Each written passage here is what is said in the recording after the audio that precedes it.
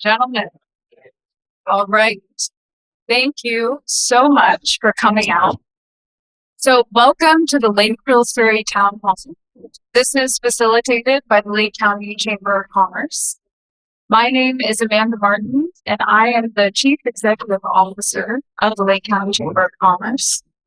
Now, we organized this town hall today to bring more awareness and education to our community on this critical issue of the potential dam removals that comprise the Potter Valley project and create Lake Pillsbury. So this decision stands to profoundly affect not only Mendocino, Sonoma, and Marin County's water supply, but also Lake County's economy, wildlife, wildfire readiness, and recreational access. The Lake County Chamber of Commerce is the unique nexus point that convenes business, government, and citizens, as well as the whole of Lake County. Therefore, the Chamber does not have a position on this issue. We have a commitment to bringing education, thorough discussion, and an opportunity for all of our citizens to ask questions and voice our concerns. It is critical to note that the Chamber and each one of our panelists here tonight have a mutual respect for each other's viewpoints, and we are all here to have a balanced discussion that is representative of both sides of this consideration. We ask everyone here to please do the same and keep an open mind to learn some new things. In a time when the nation is becoming more politically polarized, let us be an example of healthy democracy here in the room tonight. Let us demonstrate our small town pride, and let us demonstrate cooperation and tolerance with one another. So together in Lake County, we have made it through wildfires, economic downturns, global pandemics. So now is an opportunity to demonstrate our Lake County strong.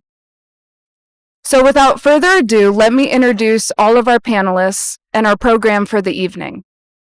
So first, we will hear from our Lake County Board of Supervisors, our Chair, E.J. Crandell, and Supervisor, Bruno Sabatier. Next, we will hear from our representative, Congressman Mike Thompson, who wished to be here in person tonight, but his schedule didn't allow him. So he has filmed a video that we will show, and his Lake County field representative, Luca Moretti, is here tonight. Thank you, Luca. So after that, we will hear from Carol Cinquini and Frank Lynch of the Lake Pillsbury Alliance.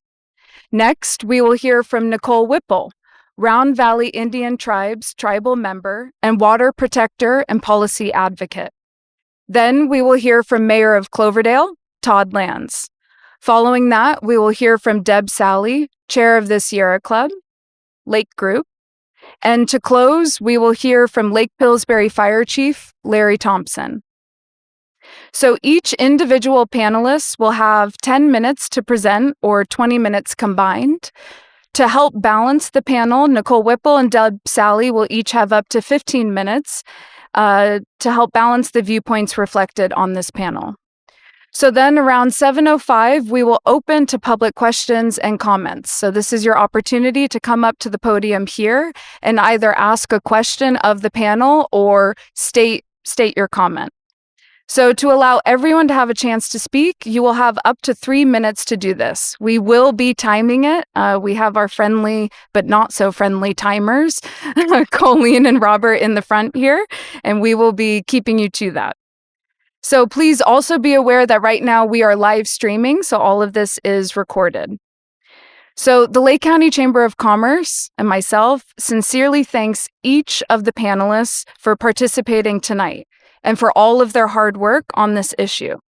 We'd also like to thank Thomas from PEG TV, who's live streaming now, and Sam Houston of Houston Productions for all your IT facilitation. And then finally, we would like to thank each one of you in the audience and listening in at home for taking the time out of your busy lives to participate in this town hall. So without County. And by saying District 3 Supervisor Lake County, I just announced the lands, the historical names of our villages in that district. I wanted to thank Amanda and the Chamber of Commerce for having this for us. I want to thank the panelists for coming as well. And then you guests that are concerned about this situation with the Potter Valley project, the two basin solution, all the names that were thrown at this whole thing. All in all, I'm glad we're here to talk about it, and I'm glad we're here to get together. And whether we agree, disagree, however the case may be, we're here to talk about it and accentuate our stance and why we feel the way we do. So from here, we have our presentation. Supervisor Sabatier and myself have been presenting this in different areas and aspects, and I'll pass it on to you to go ahead next after I did that. I'll go ahead and start with our first slide. Good evening, everybody. My name's Bruno Sabatier, District 2 Supervisor. Really proud to be here. I do not represent the area of Lake Pillsbury, but I've never been so passionate about something that's not in my district. What is happening in Lake Pillsbury is horrifying from my perspective, and we hope to provide some good information to make you understand our perspective. If you can please go to the next slide, because I know you gave me a clicker, but I just... Oh, here it is. I'll get it.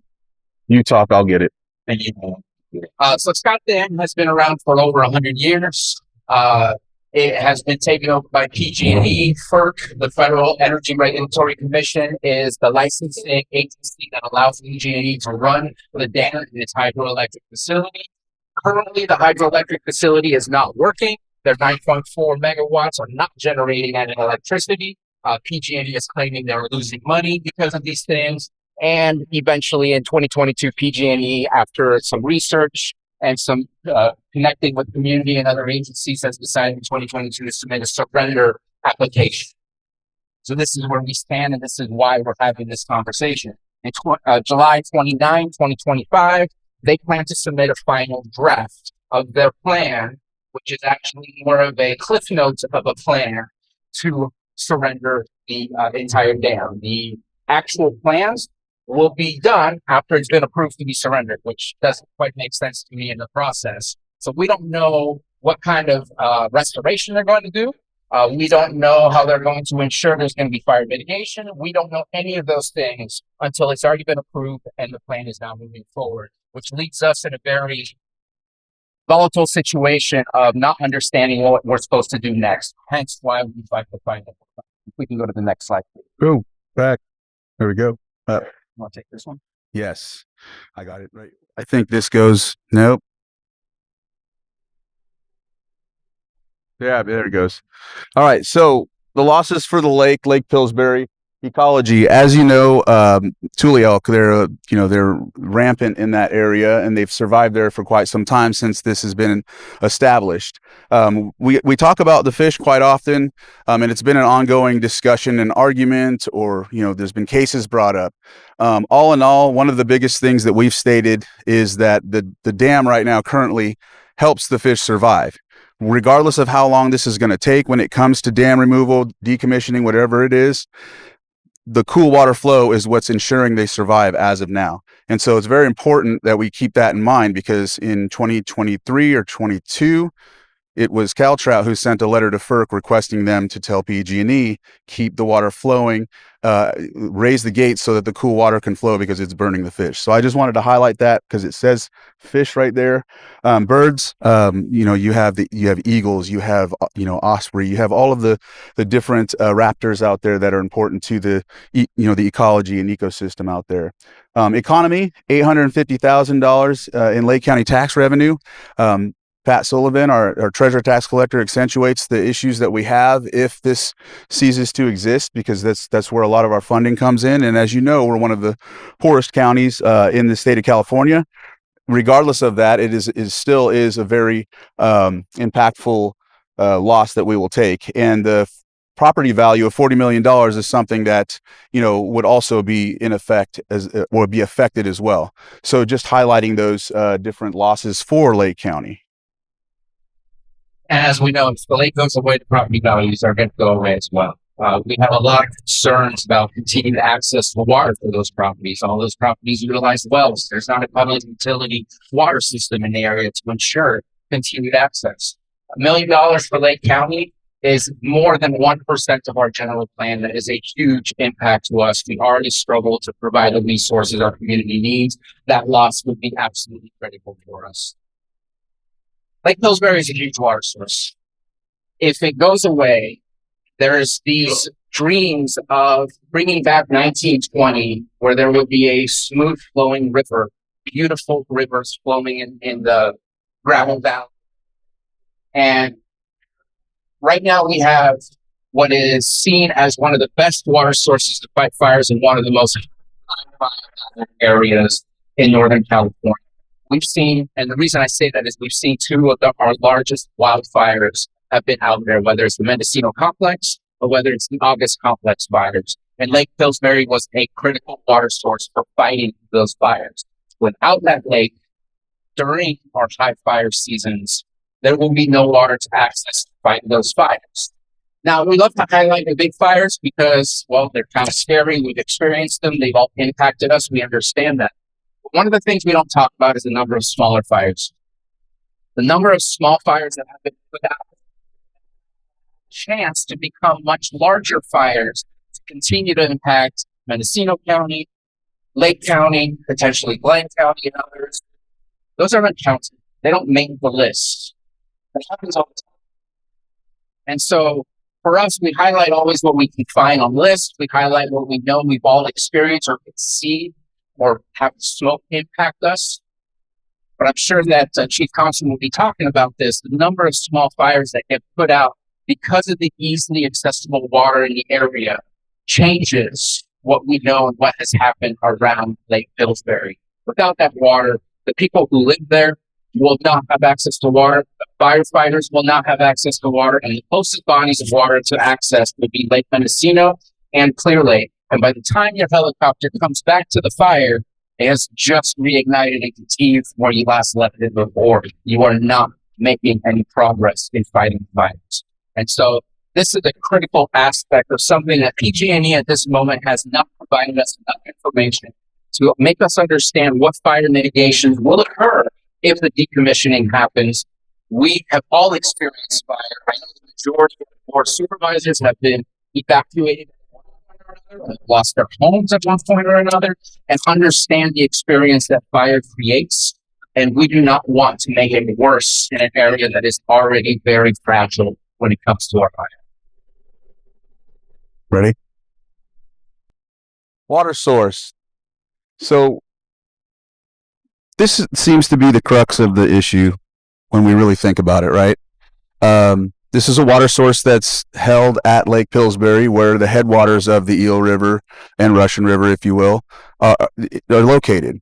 And so with all of these different agencies listed, the farms, the agriculture, people that have wells, we've all been put into this position, right, by PG&E to, find something that we can latch onto so we can survive, whether it be for water to drink, water for our agriculture,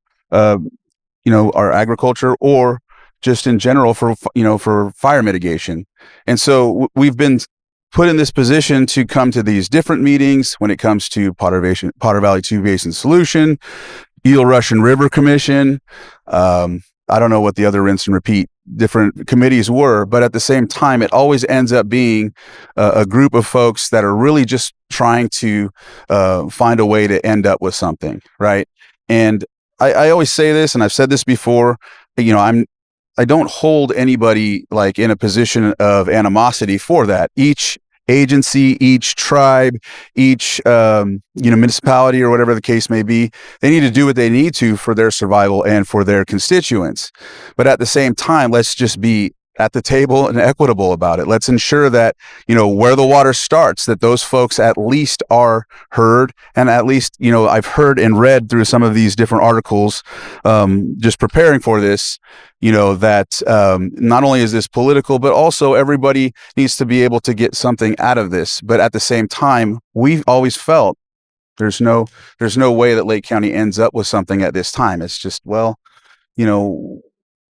I don't know. We still haven't had a proper discussion that gets us in a position to obtain a end result. So that's the stance that we've taken for quite some time.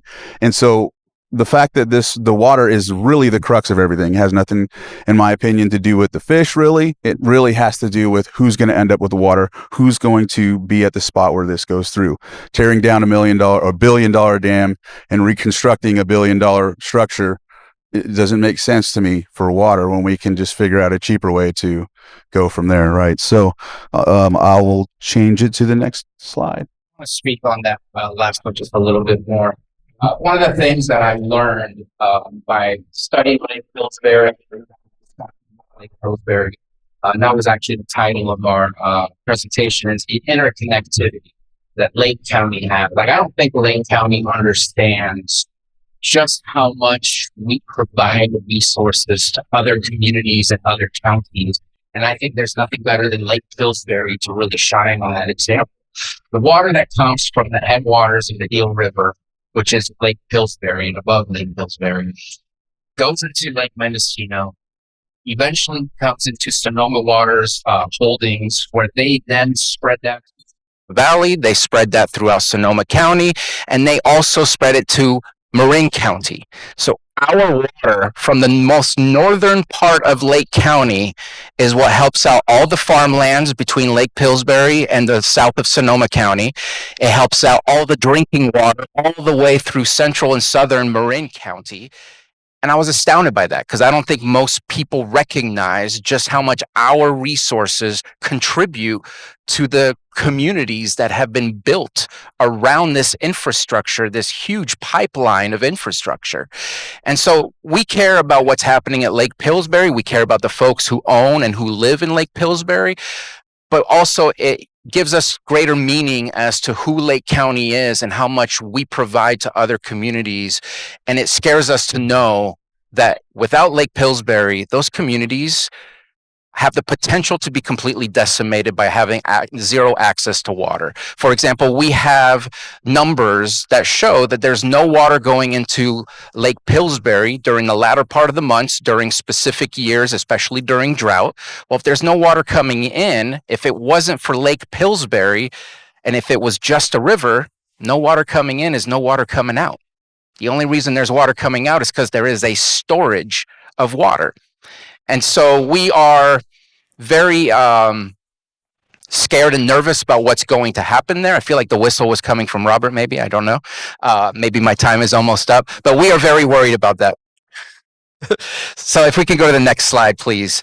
So part of PG&E's reasons are they have an issue with the salmon. They've been sued because of the salmon, who are an endangered species. There is no fish ladder. They cannot access their spawning grounds above and beyond. The economics, as I explained, they're losing $5 million a year, and there's a seismic study that they did after the fact that they planned to decommission, which lowered it from a good status, and I forget what, I think it's satisfactory status, to fair status. To be honest, we're one of 81 dams in the state of California that is in fair status, and there are 41 dams that are in poor status, which is even worse, and then there's one that's unsatisfactory. But ours is the one on the chopping block. It's an issue of economics for PG&E, who just wants to get rid of their asset. It's not an issue of what's happening. So Lake Pillsbury, Lake County's approach basically is in a nutshell right here. We have always stood by where it's at. And it's this.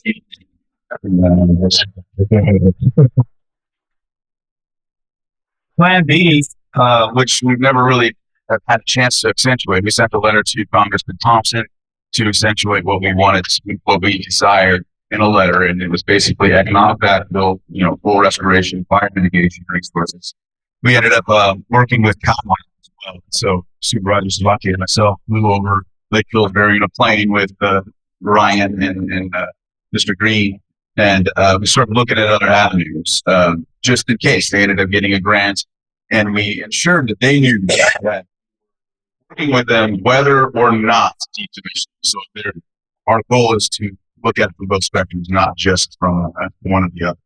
But we've always remained staunch about that. And I mean, I think it's safe to say that we would love to see FERC stop PG&E from abandoning critical infrastructure without comprehensive studies, proper community input, or adequate protections against wildfire. This rush process serves PG&E's financial interests, not our community safety or our environmental needs.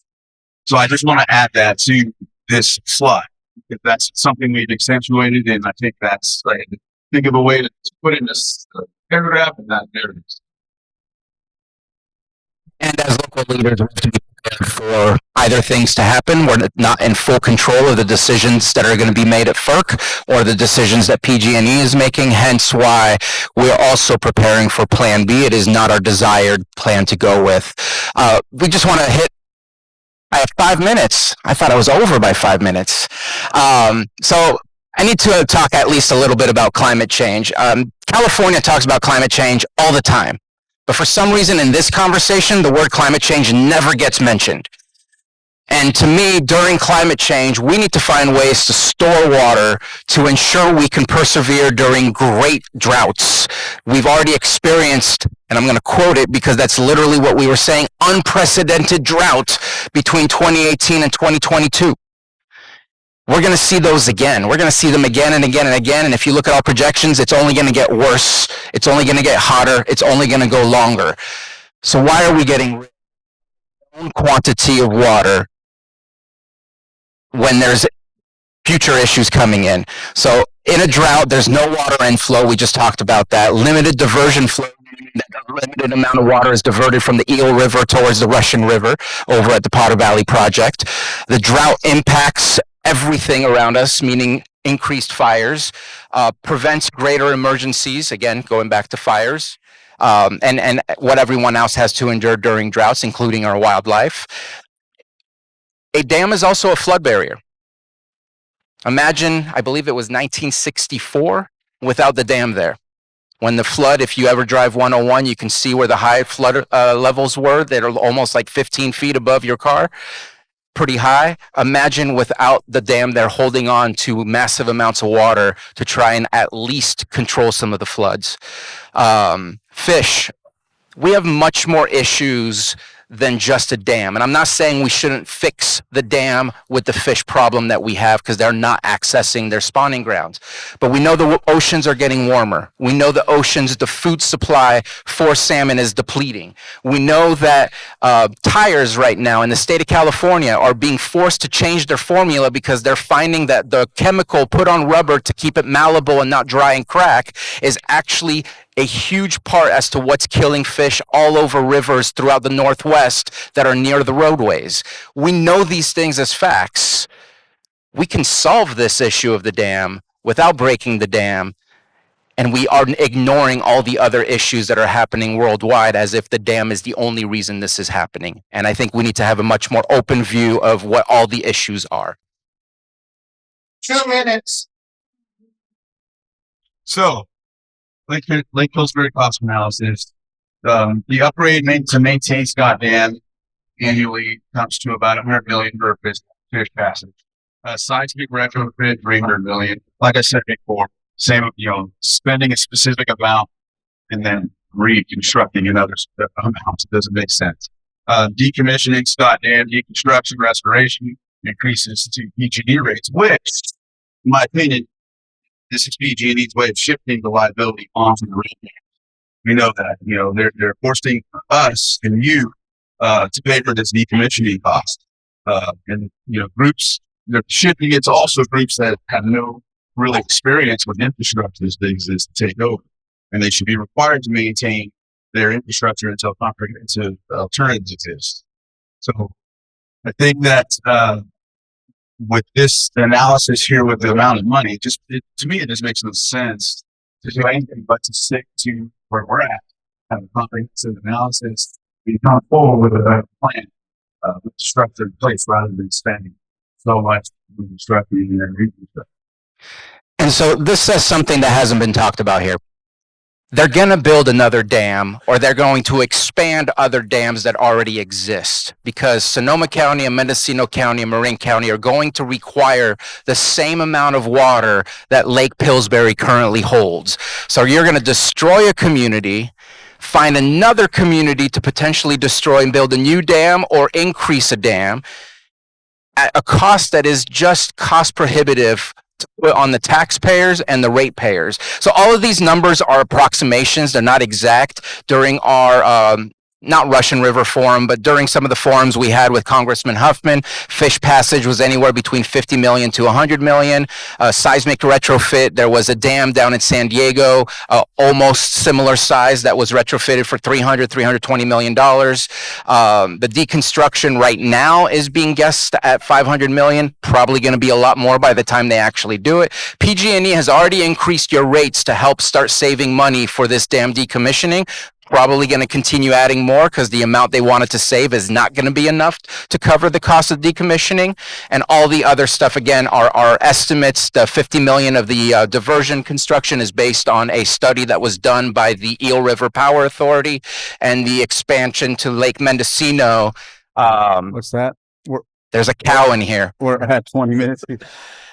And Lake Mendocino, the Army Corps said it would cost over $300 million, and even shut down the study to expand it, saying it wasn't worth the cost.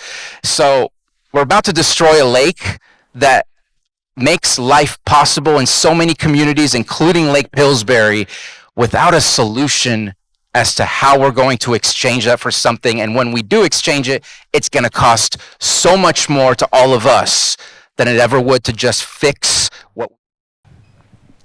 Yes.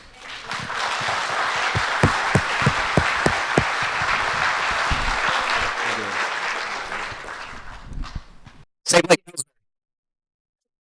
Here, I could take that one. Thank you. Thank you, Supervisor Crandell and Supervisor Sabatier. So before we invite Lake Pillsbury Alliance up, we're going to hear from Congressman Mike Thompson in a brief video here. Hi, I'm Mike Thompson, and I have the great honor to represent Lake County in the United States House of Representatives.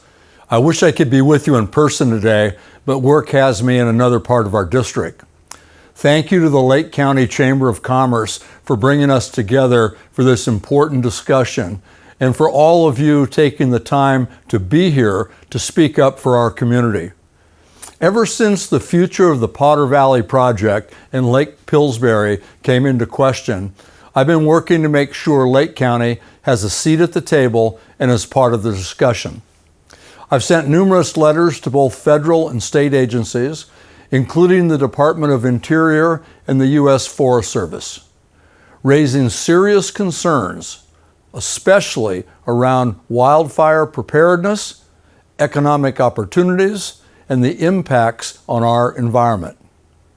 The Lake County Assessor's Office estimates that the dam contributes about $850,000 in annual property tax revenue to our county. PG&E disputes that figure, suggesting the amount is closer to $100,000. While the exact number is still being debated, whatever the final dollar amount, the economic impact on Lake County is significant, and it must not be taken lightly.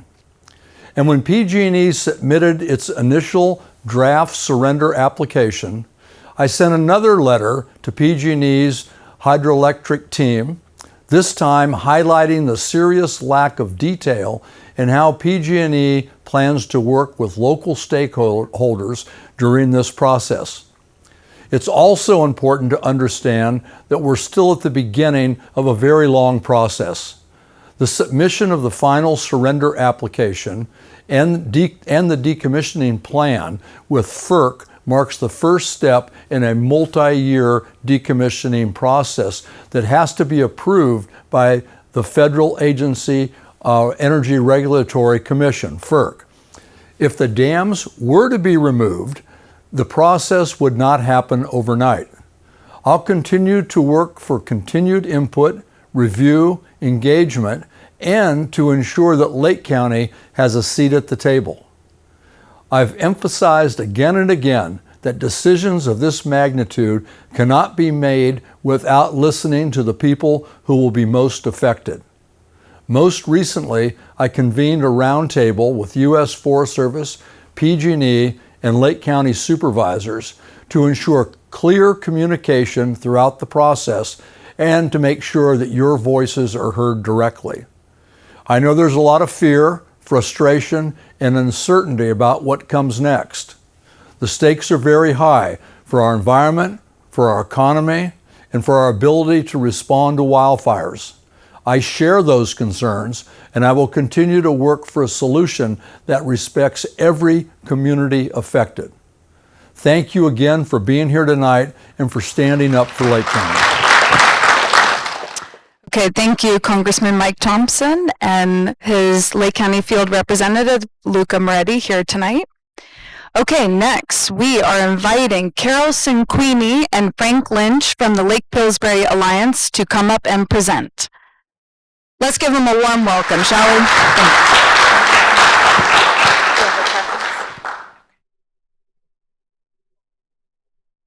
There we go. Got it. Can you hear me, everybody? Great. I'm Carol Cinquini. I'm on the board of directors, Lake Pillsbury Alliance, and I'm really happy to be here and be able to present our perspective regarding Lake Pillsbury and why we think it's critically important to save this Scott Dam and preserve the Lake Pillsbury community. What she said, but my name's Frank Lynch. So many in this room understand Lake Pillsbury is the hub of the Mendocino National Forest. It's the heartbeat. It's where all the activity is. It's where all the community is. And we want to maintain that.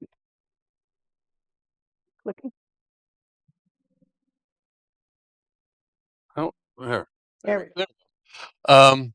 So the regional benefits Lake Pillsbury, I'm going to try to give you a broad view of, I mean, most of you know about Lake Pillsbury, but I'm going to go over it just so we're all talking about the same thing. Lake Pillsbury is the headwaters of this water system that serves the region for the whole regional water supply. It's essential for fire protection, has been discussed. It supports a lot of wildlife in the area. Nature species. It's a great recreation area, and it provides economic benefit for the whole of the community in the region. The benefits are $850 now that we've just been updated from the Lake County Assessor's Office per year, and we also, because the people have places, recreational places, the public goes up and camps, they stop in Lake County, they stop in Mendocino County, and it provides a regional benefit. There's not a Walmart at Lake Pillsbury. So you stop on your way up, you stop at the local stores, you use local people to, if you're hiring a contractor or whatever you have, there's a great deal of economic benefit. They've done studies to show what the benefit of it recreational residence has on the region around it, maybe up to 50 or 75 miles. And it's significant, many millions of dollars.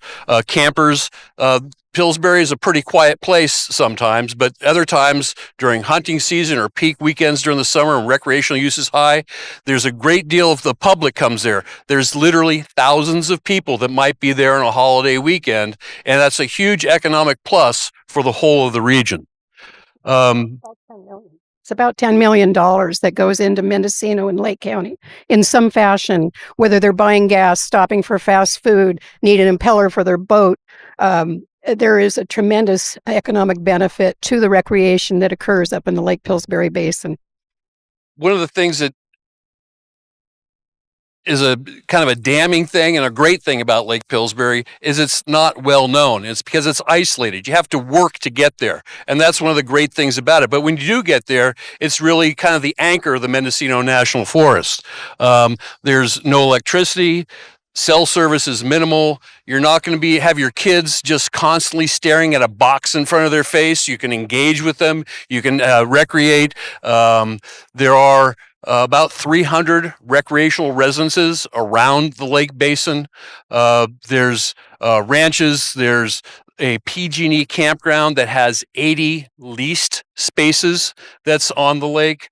There's, I think, about it says 170. I think I counted at one point 220 campsites around the lake. There's a resort that I think has 30 sites.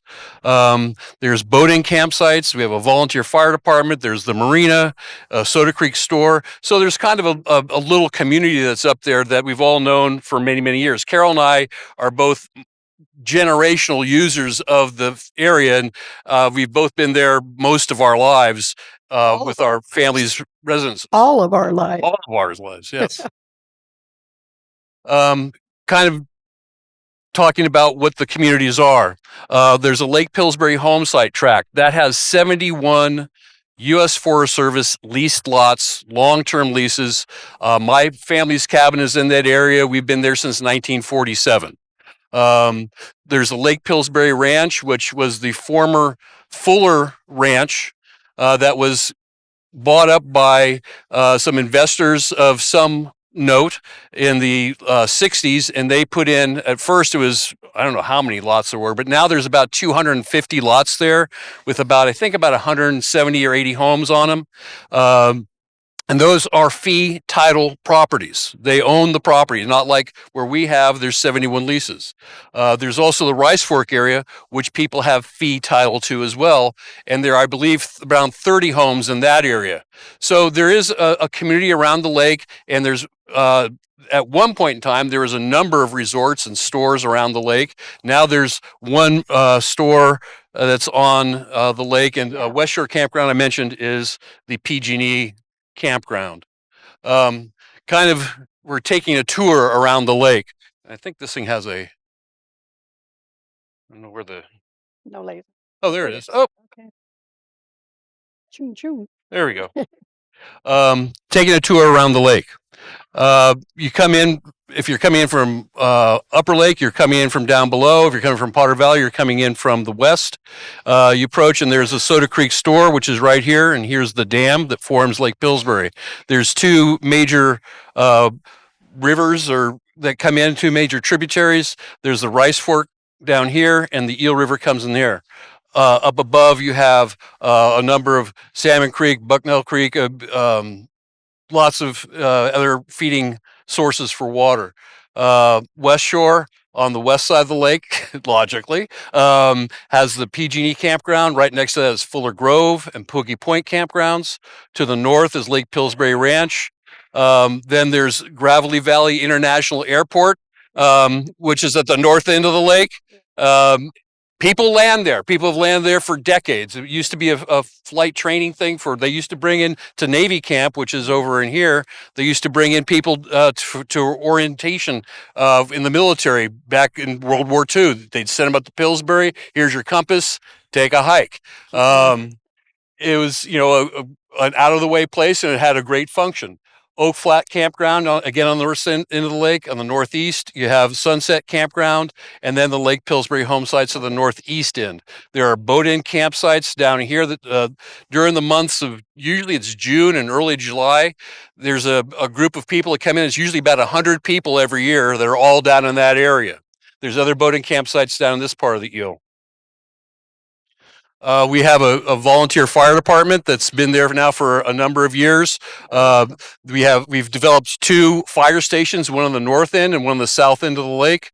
They respond to most of the emergency services calls, and they're a godsend. If you're injured at Lake Pillsbury, these guys are on it. They volunteer their time, and they do a great job supporting the community around there and the visitors to the area.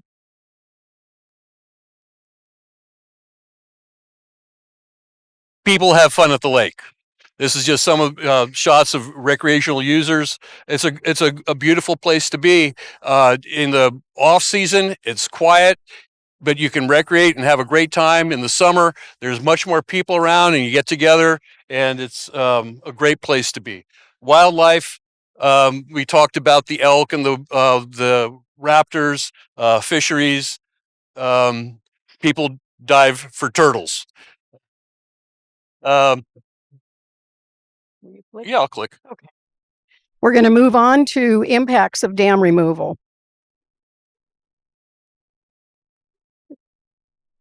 The loss of Lake Pillsbury would eliminate critical wildfire water to combat wildfires within the basin and other Lake County areas, but also the surrounding communities. In the August Complex fire, there was water that was used in 4 counties: Glenn County, Lake County, Sonoma County, strike that, Lake County, Mendocino County, Glenn County, and Colusa. The elimination of Lake Pillsbury would eliminate a significant barrier that stops wildfires, could prevent wildfires from going into Upper Lake, for example. During the August Complex fire, just the ground attacks alone, and I know Larry's going to speak to this, so I don't need to go into great detail, but I do want to say there were hundreds of loads of water drafted into water tankers 24/7 for 12 days to combat that fire. I had 12 from you. I'll take it because I had 28 and it was cut back to 12 by someone else. Okay. Well, I'm glad. The point is that water is critical to our well-being in that basin. I want to point out, because this is a controversial topic that's come up, people have cited a letter done by CAL FIRE to Congressman Thompson that said they could continue to fight fires without Lake Pillsbury. But what wasn't really talked about was the fact that Lake Pillsbury is not within CAL FIRE's state responsibility area. So there would always be a delay in firefighting when it comes to Lake Pillsbury. The coordination that has to occur, and again, I know you're going to talk about it, but it's a canned slideshow, that has to occur between Forest Service and Fire Department and CAL FIRE delays response time. And so there's always going to be that lag. Dependence on two other lakes that are 18 and 28 air miles away is just ludicrous.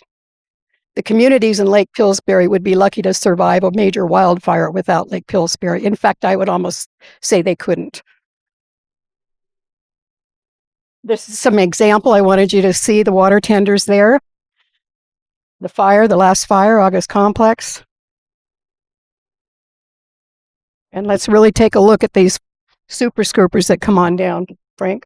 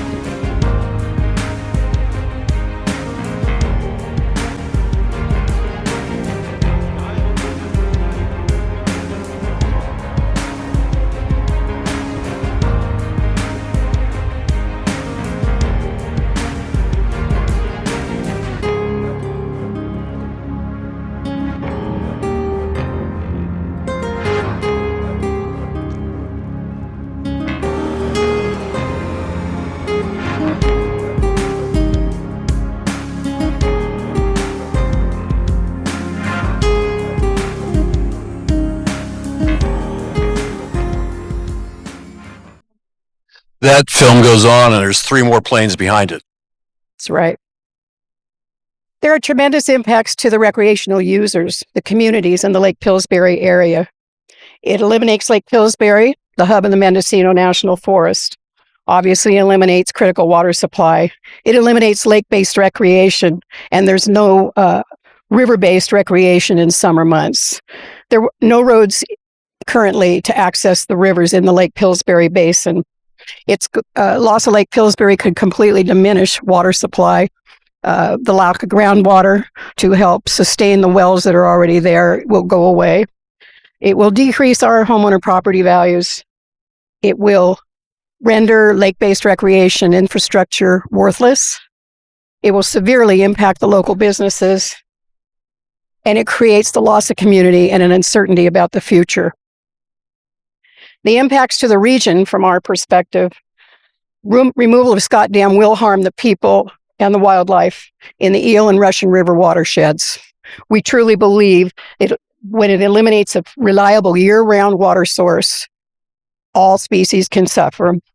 And we believe the true cost of decommissioning is not just $500,000 to take out these dams. The true cost of decommissioning could likely reach $2 billion, and this is why. $500 million to take out a dam.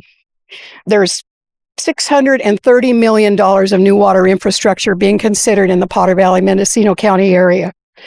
$50 million to construct a new water diversion facility, $50 million for a phase 1 Eel River restoration, $100 million for a phase 2 Eel River restoration, $100 million other projects to enhance water supply in the Russian River, 50 million to the Round Valley Indian tribes for water diversions.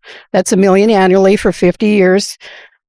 None of the above takes into consideration restoration of Lake Pillsbury, mitigation, long-term monitoring, debt service. All of that could double the cost. There's also a new dam. Well, not a new dam. They're proposing a new pipeline from the Russian to Marin County. Then West Marin, there's a dam called Sulhuli. They want to raise that. And it's all interconnected with the water that comes from Pillsbury. Other concerns that Those improvements, by the way, are all in Congressman Huffman's district, not in Lake County. we have other concerns.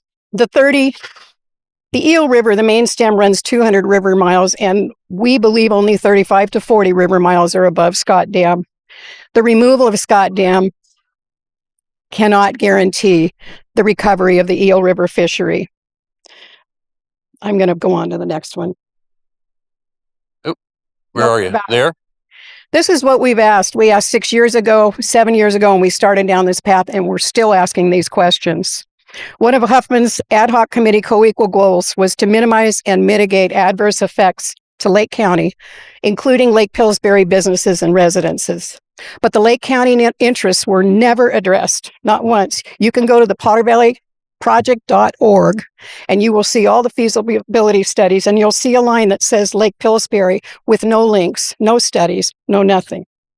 We want a full evaluation of the feasibility of modernizing Scott Dam for seismic safety and fish passage to increase regional water supply for beneficial use. We would like to see it. We want an evaluation of the impacts on the people and the wildlife in the Lake Pillsbury Basin in a dam renewal scenario. We want to evaluate fish mitigation impacts and enhancements that could be made as an alternative in the miles of river below, the Eel River below Scott Dam. There may be a plethora of mitigation enhancements that could be done in lieu of removing the dam. We'd like to see that all the follow-up studies that were done by the two basin partners are completed. Every single study they did had some kind of disclaimer by the consultant that said additional information was needed. And we would like to see a full regional cost-benefit analysis of what the aggregate capital costs are for dam removal. These costs will be borne by PG&E, and they're going to be borne by the ratepayers, by the taxpayers. And that is our story, and I'm sticking to it. Thank you. Carol Cinquini and Frank Lynch. Really appreciate that. Okay, next we will invite Nickole Whipple up. And she is a Round Valley Indian tribal member, water protector, and policy advocate. So let's give her a big round. Thank you. Sure, thank you. Mahim Santamana Ke Kanema, Nickole Ana, Round Valley Ke Ana, Little Lake Pomo Ke Ana, Tulakai Ke Ana, Nomalaki Kankawi Maidu Ke Ana, Wintun Ke Ana, and my name is Nickole Whipple. I'm a member of the Round Valley Indian. My name is Nickole Whipple. I am a member of the Round Valley Indian tribes. I am a descendant of the Yuki tribe, of the Little Lake Pomo tribe, the Nomalaki tribe, the Concow tribe, the Maidu tribe, and the Wintun tribe. My lineal descendancy reaches from the border of Nevada all the way to the Pacific Ocean. And I would just like to thank everybody, the chamber, for inviting me here and allowing me to be here to share and, balance this out a little bit. I have a lot of things in response. I have had the opportunity to sit on panels I am new to the policy world. I am probably 3 going on 4 years of working in policy work. And over the last 2 years, I have been sitting on panels with the Eel River, IRPA, Russian River planning, where we did some planning. So, the first thing that I would like to address is that, I've been sitting on panels with all of these panelists here for over 2 years talking about this same discussion, and have seen them at the table many times. So I feel a little uneasy when I keep hearing that, and I hear you. I'm empathetic to understand that some of the voices feel like they haven't been heard, but guaranteed, I've been sitting at the table with all of these panelists for close to 3 years now talking about this topic, and the information has always been shared. We all get the same information. I just want to put it out there that I am a tribal member of Round Valley and a very strong advocate for Round Valley. Free the eel. I'm anti-dam. I'm anti-diversion. In this case, I am in support of a diversion to continue to for a minimum time until the Russian River and the southern counties become self-sufficient and are able to sustain their own water sources, because our tribal people, our community, and our area north have not been able to have access and have extremely poor water quality. But, I'm not here to argue about those things. What I would like to share with you is a presentation that I did share at one of these meetings that I spoke about when I was an intern with Save California Salmon. So my friends at Save California Salmon undammed the Klamath and are in very great support of the Eel River being undammed as well. So just a little bit about tribal water rights. Just to clarify, I don't speak on behalf of my tribe. I am a student of administrative justice and Indigenous peoples law. So first in time, first in right. So I introduced myself to you. I was blessed to have been able to work. I am also a ecocultural firelighter with the local agency, Terra. I simply am on their fire crew. I don't work for them or represent them in any way, but I do give them a shout out for all the teachings and trainings that I've been to have with them. My family's in the middle, and then I did, start my policy travels working with Assemblymember Ramos when our Yuki committee was able to change the name of Hastings Law School for the detriment that they had, that Hastings put onto our Yuki people. Next slide. Oh, do I have the? So in this, I had many doors open for me as I started my advocacy journey, and one of those was getting able to go to a tribal water summit, which only happens every 10 years, I believe. So that was a great opportunity to network with many people who are in the same support of our waterways and conservation. What you'll see in the other two, in the middle is a picture of there. What you'll see is a picture of the Eel River on one side, and on the next side, if you could go to the next slide, you'll see all of the tribes that are in the Eel River Basin. So as we hear the congressman talk and we hear, the needs and the cries for being able to have a voice in this process, these are all the tribes and tribal people and reservations and, that exceed the 600,000 consumers that have been left out of this conversation for over 100 years. Next slide. A little bit about tribal water rights. What are tribal water rights and how do they apply to the Potter Valley Project? The intention of this presentation is to provide knowledge and resources related to tribal water rights. Tribal water rights with respect to federally recognized tribes represent a trilateral government system. So it's very, difficult for people to recognize and realize that, not only are we dealing with the state, the local, federal, but then we have, as tribes, our own sovereign and Aboriginal rights and trust responsibilities.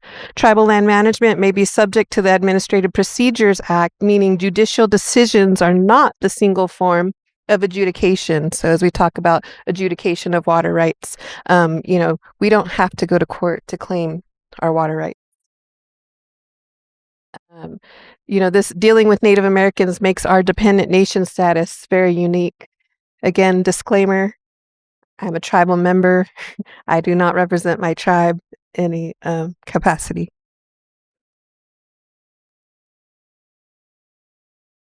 Tribal water rights cannot be destroyed by state water law. Water rights are the entitlement authorizing water usage. These are property rights. Holders do not own the water, but the right to use.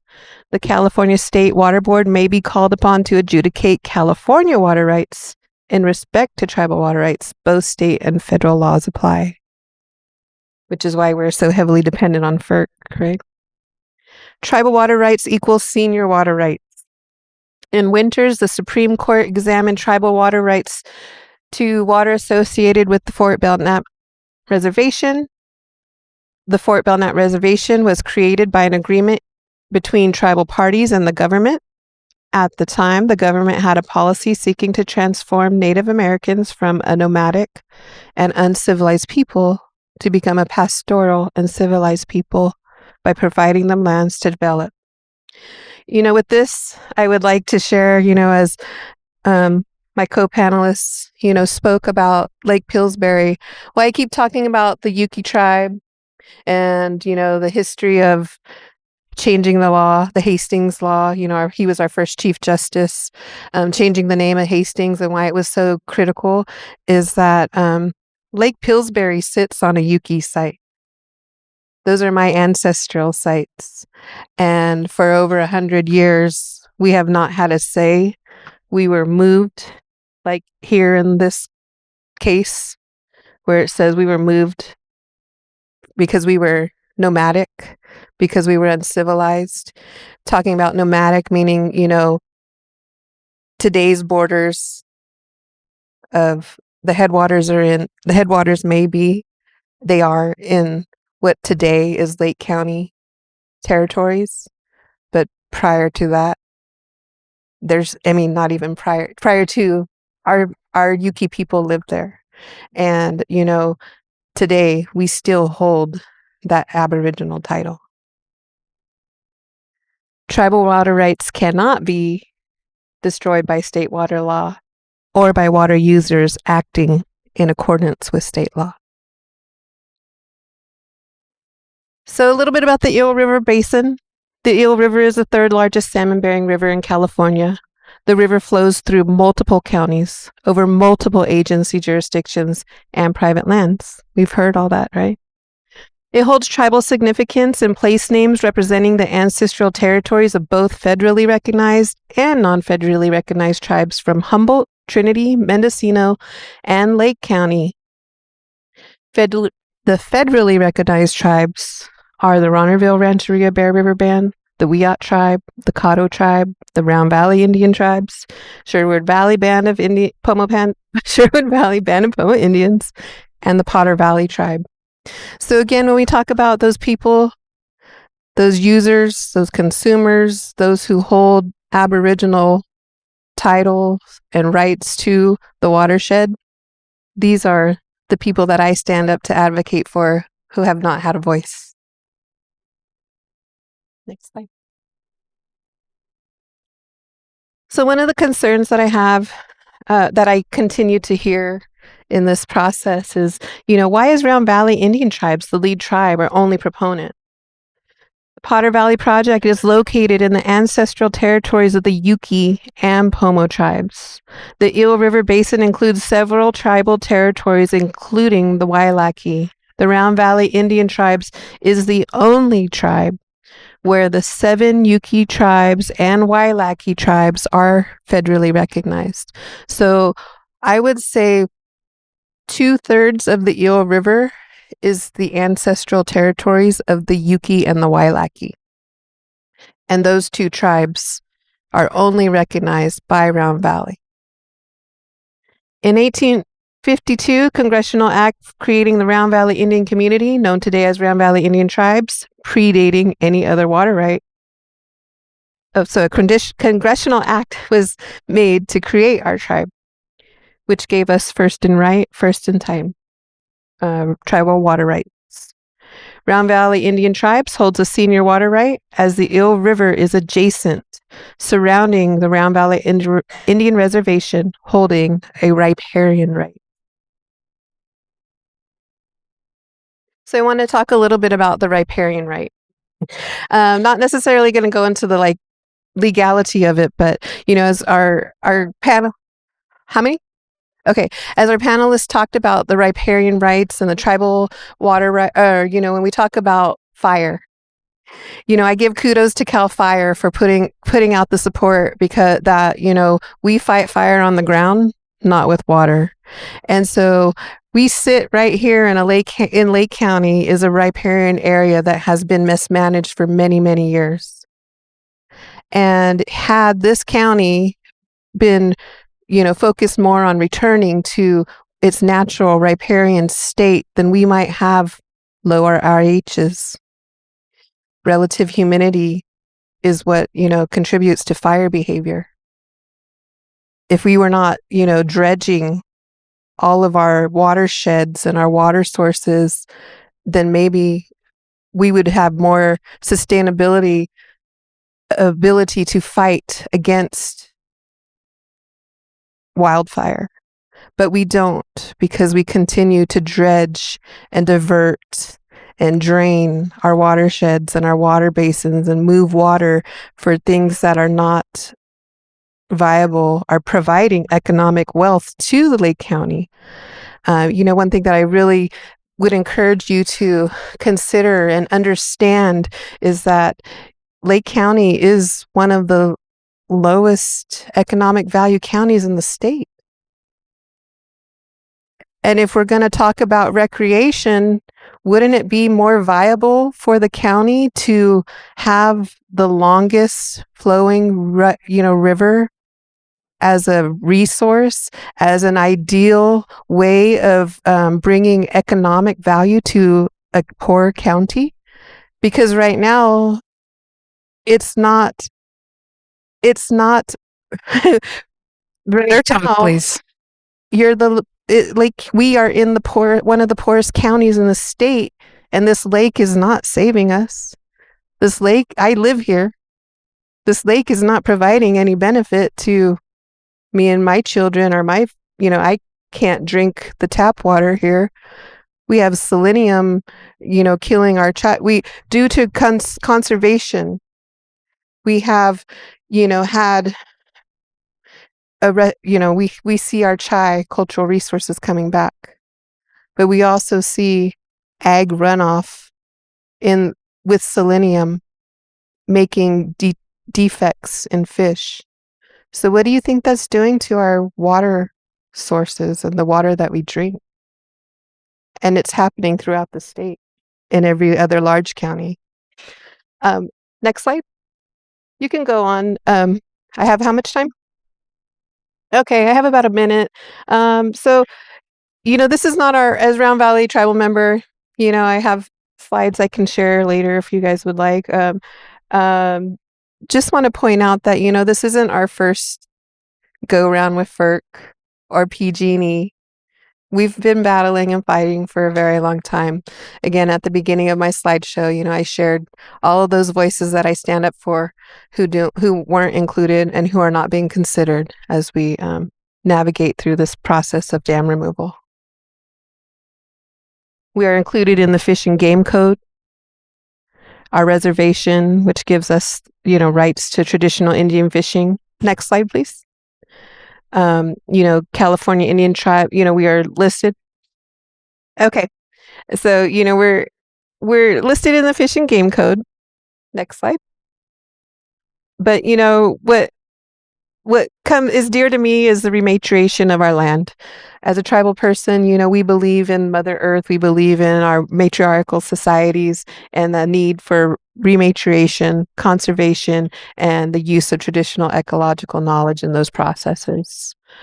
Next slide.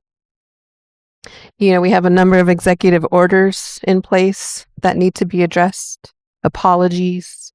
The use of traditional ecological knowledge as best science. And next slide. And our water quality, tribal beneficial uses, native plant health, endangered culture resources. We talk about raising dams and storing water. What happens when we restore that water is that the water is deoxygenated, and it creates, then creates harmful algae blooms. When those algae blooms are moved, then we get microcystin, which is damaging to the liver.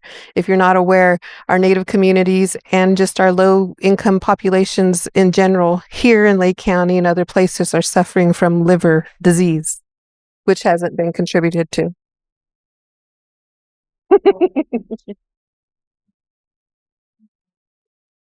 Thank you, Nickole. Nickole, were you finished speaking? Just to wrap it up, just because you were preempted there, so we'd like to give her the respect to wrap that up. Thank you. Yeah, I just kind of ran off the stage. Next slide. But we'll keep it very short, Nickole. Thank you. So, tribal beneficial uses are important to our tribal people. These, as we talked about when we're talking. So again, the panelists that I have been sitting on this panel with for the last 2 or 3 years, misinformed you that, all of these studies have been done. These application processes didn't just happen with, oh, Round Valley wants to see the dam removed and we're just going to do it. This has been a 30-year process for my tribe, fighting for this, for our tribal water rights and for the conservation and restoration of this river, and as well as for the organizations who are supporting us that we're working together with, Cal Trout, Free the Eel, all of the Eel River Coalition tribes. But, those conservation measures are really, again, the riparian health is going to be far more significant for a longer, greater value of time than any of us saving a dam and then dispersing and hanging on that we need it for fire suppression, when in fact we will be taking those waters that I had shared with all these bacterias and selenium and all those things will be just continue to be out-resourced and poured in other areas, which Okay, last 30 seconds. harms Thank you. our entire environment. And for you, I don't know how you feel, but I don't want to see my children or my grandchildren having to drink recycled water or poop to tap water, which is one of the things that, a term that's being used with the recycled water at the State Water Board, because that's the idea. Yes, it is a toxic pipeline that is going to the rest of these other counties, and then they're recycling it while we have fresh water that we could be sharing and using and protecting. Okay, thank you, Nickole. Thank you. Okay, thank you. We will invite our next panelist up, and this is the Mayor of Cloverdale, Todd Lands. So thank you for making it out this way.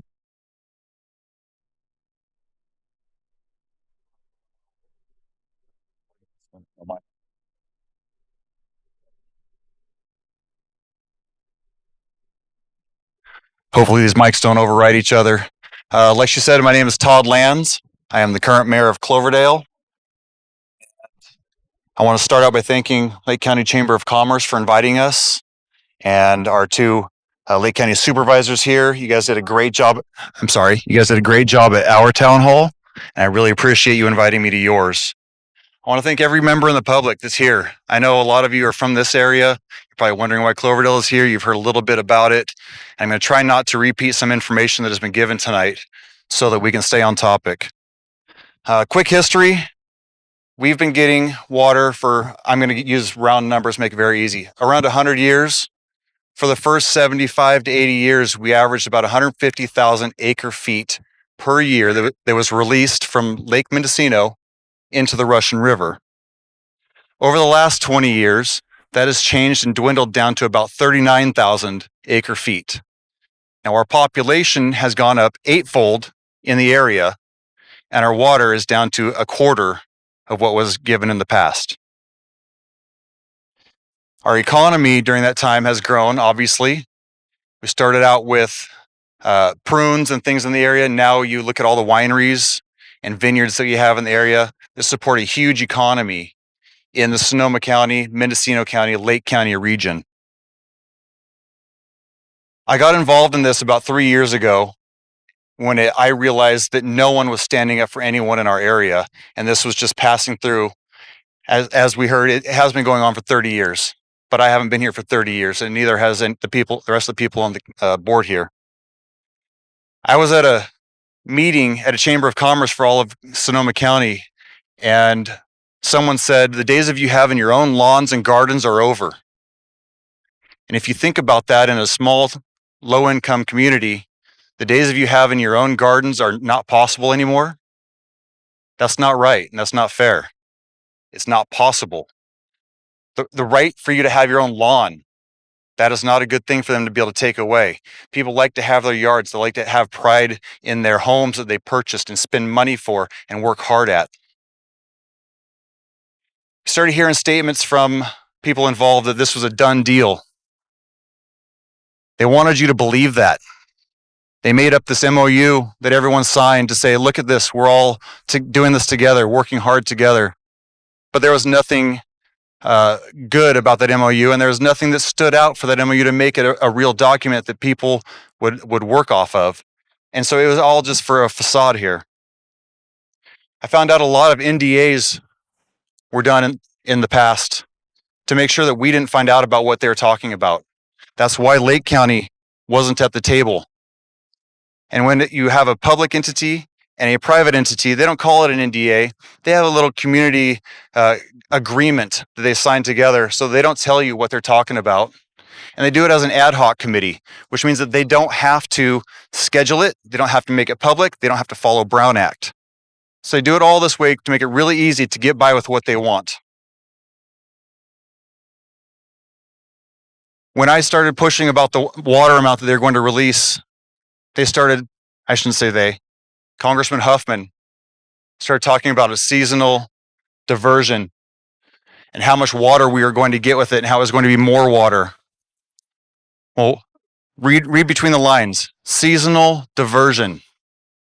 Keep that in mind in a minute when I talk about something else. Environmental concerns. We talk about bringing things back to nature. The run of the river. You know what's natural? Fire.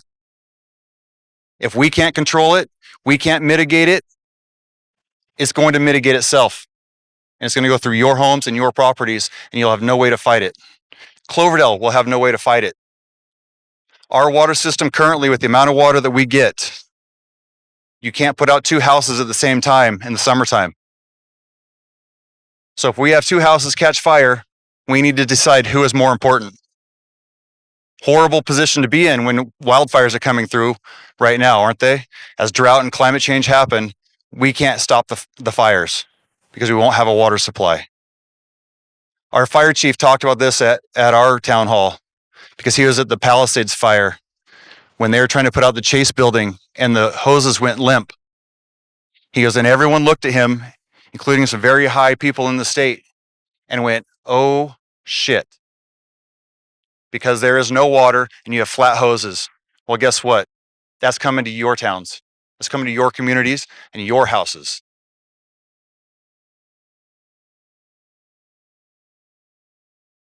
Sorry, I'm going through my notes. Things that they've already talked about. I'm trying not to hit them all here. One of the things that we talk about, that we hear, is water is life. Well, water is life. This is coming from the people on the other side that are supporting this. Water is life. Well, guess what? Our lives matter as well. And they're not looking into that. They say we're caring loudly. We are, because we care.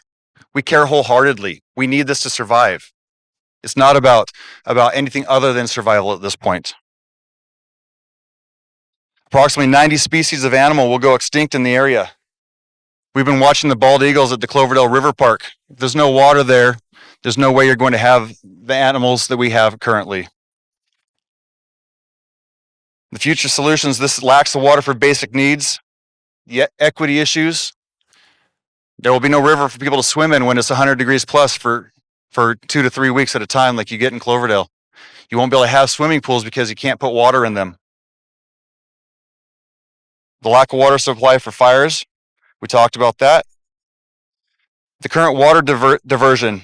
If you look at the Macmillan engineering study, there was a question asked, how do you fix it? Macmillan engineering study talked about the dam. There was a way to do it. You put in a fish ladder and you rehab the dam as the cheapest, fastest, most efficient way to fix this problem. But the environmentalists involved would not let them look into that because they did not want that. If the dam did not come out, it was not an option.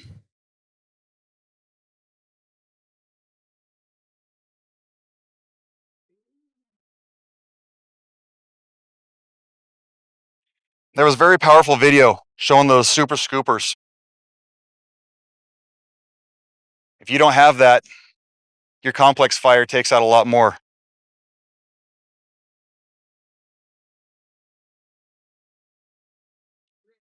Thank you.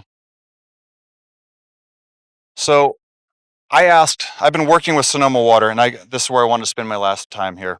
I've been working with Sonoma Water because they've been trying to make me understand how their engineering is right. And so I asked questions at one of their meetings that they invited me to, and I said, under your new diversion theory, show me how many days that water would have got put into Lake Mendocino and how much water would be released into the Russian River. I asked them for that information a while back, and they said they would get it to me. They showed it to me 2 weeks ago and have been working with me quite well. And I looked at them and I said, you guys just proved my point. There's less than 2 weeks throughout the year, the water will be diverted under the theory they are putting forward. And I said, who invented this theory? Who came up with these numbers? Who's the engineer that would do something dumb like this? They said, well, it was the engineers that were approved from the people above the dams. So let me give you an example. During December, water flow has to be around 300 cubic feet per second measured in the Eel River for water to be diverted. But it can't be diverted until you're able to do more than 5 cubic feet over the top. But you can only divert 20% of that 5 cubic feet per second.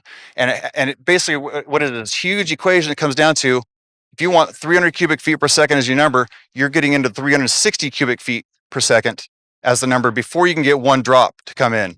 And then there's only certain percentages. And it comes out to where you're never going to have water into Lake Mendocino. So we're here to talk about Lake Pillsbury. You forgot Lake Mendocino is not going to be able to fill up. And then no water is going to be able to go over that dam. You could raise it as high as you want. There's nothing to put in it. It doesn't make a difference. Under this new diversion, they say it'll go dry 2 out of 10 years. Now throw in a couple drought years. Throw in this theory that the Round Valley engineers gave you. You will never get water into Lake Mendocino, and if you do, it's minimal. This isn't a good plan. They kept you away from the table for a reason. They kept us away from the table for a reason. We're at the end of the hose. There's no water in it anymore. And so all the vineyards are leaving. Sonoma County did an economic impact report. You're talking $65 million for a 10% difference in this. We fail completely. Cloverdale, Alexander Valley, all the way through Healdsburg fails. They talk, oh yeah, just build a pipe. Oh, raise a dam. Those are great plans for 30 to 50 years. I'll get on board with all of them. But it's going to be in 30 to 50 years. And if you don't believe me, look at the Sites Reservoir. 67 years to get approval to build because of the environmental regulations that they put forward. That's why we're here. I'm sorry? Yes, sir. I could go on and do this all night because there's a lot of information, but I am so thankful for what these guys are doing and that we can all work together. Same ideas, different parts. I'm not here to tell you how to save your dam, but I'm telling you your dam affects us, and I'm on board, and so is every single person in the Alexander Valley. Thank you. Mayor Lands, thank you. Okay, next, help us welcome Deb Sally, the chair of the Sierra Club Lake Group. Okay, thank you. I want to thank all of you for being here. I want to thank the Soper, Reese, and the Chamber of Commerce for putting this on. I'm going to say to begin with that this is not my thing. I don't like to be up speaking in front of people, and they finally convinced me today to do this. I tried to get somebody who's really much more knowledgeable about all of it than I am to come, but in short notice, it was hard to find anyone else. So here I am. And I want to say that as a resident of Lake County, and particularly of Clear Lake for the last 33 years, I certainly can understand what it's like to feel like you haven't been included, and you've often even been looked down upon and considered to be, the stepchild of, a situation. So for what, I do believe that from the beginning, it's important that all stakeholders get to be a part of what's going on. And I'm happy now that we're seeing a little bit more of that happening. And if there was a way that all the stakeholders in the room could come away from this Potter Valley project situation feeling like some good compromise was reached, that would be ideal for me. And if there was a way that we could do some, an adequate realigning of the dam so that it was completely off stream and allow the fish to do what they need to do to get up into those upper, debatable hundreds of miles of spawning and rearing, that would be great. We would love to see that. We also feel like there's a good possibility that with opening up that area, that there is some economic benefit that could be had. And you've heard a lot. In 2022, PG&E concluded that the dams were no longer economically viable, and I haven't heard yet how we're going to convince them to take it back on when that's the case, but I would love to hear that. In recent years, the money-losing dams have stopped making electricity, which renders them useless for energy production, which is what they were originally built for. Possibly that could be changed, but in the meantime, it's really just all about trying to do both, provide water and have the flood control that we've been used to having, the area has been used to having for 100 years. But after the unsuccessful attempts for PG&E to find an alternative operator, and they submitted that draft proposal, they did find that there was some seismic issues, which I realize that some of us don't really think that's really an issue, but there are, and I have some papers I can hand out for anybody who's interested in reading. There was an op-ed that was both in the Mendo Fever and in the Press Democrat that was written by some folks that are very knowledgeable about the subject, and they do feel that there's a substantial risk. Now, we just had a couple of 4-something earthquakes up in the area, and there was no big deal, but there could be the potential of a 7, and a 7 is, when you think 4, 7, not a big deal, but these are logarithmic changes, and a 7 is catastrophic for many structures. Whether that'll happen or not, there's no way to really be sure of that, but it's in an area where it could. What I would like to see, because I just don't see the way out of this, and maybe, there is some other way out of it, is that we are prepared for the possibility, and really, in my opinion, the inevitability that the dam is going to end up coming down, and not get behind the ball so that we're not getting all those asks that the Pillsbury Alliance people want. I think those are very important. They should happen. If the dam could come down completely, that would be fine with us as a Sierra Club, the water committee, particularly in the Redwood chapter. The Lake group is under the chapter, and the chapter covers 4 of the counties that are involved: Lake, Mendocino, Humboldt, and Sonoma. And we've had lots of discussions around all of the issues that are involved for all of those different areas. And of course, the people that, in the Humboldt area and the tribal people would really like to see that opened up so that they could have some of the fisheries and cultural benefits that they had had before. Let's see, where am I?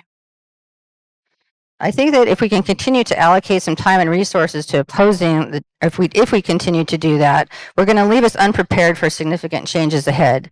Siskiyou County's experience on the Klamath Dam removal effort demonstrates that failure to proactively plan for residents, recreational users, and local wildlife can lead to reduced community benefits. Resources would be better spent planning for future restoration efforts in the Upper Basin and developing new recreational opportunities while working with other organizations in these efforts. The best outcomes will come with local cooperation. Fighting the inevitable makes no sense to me.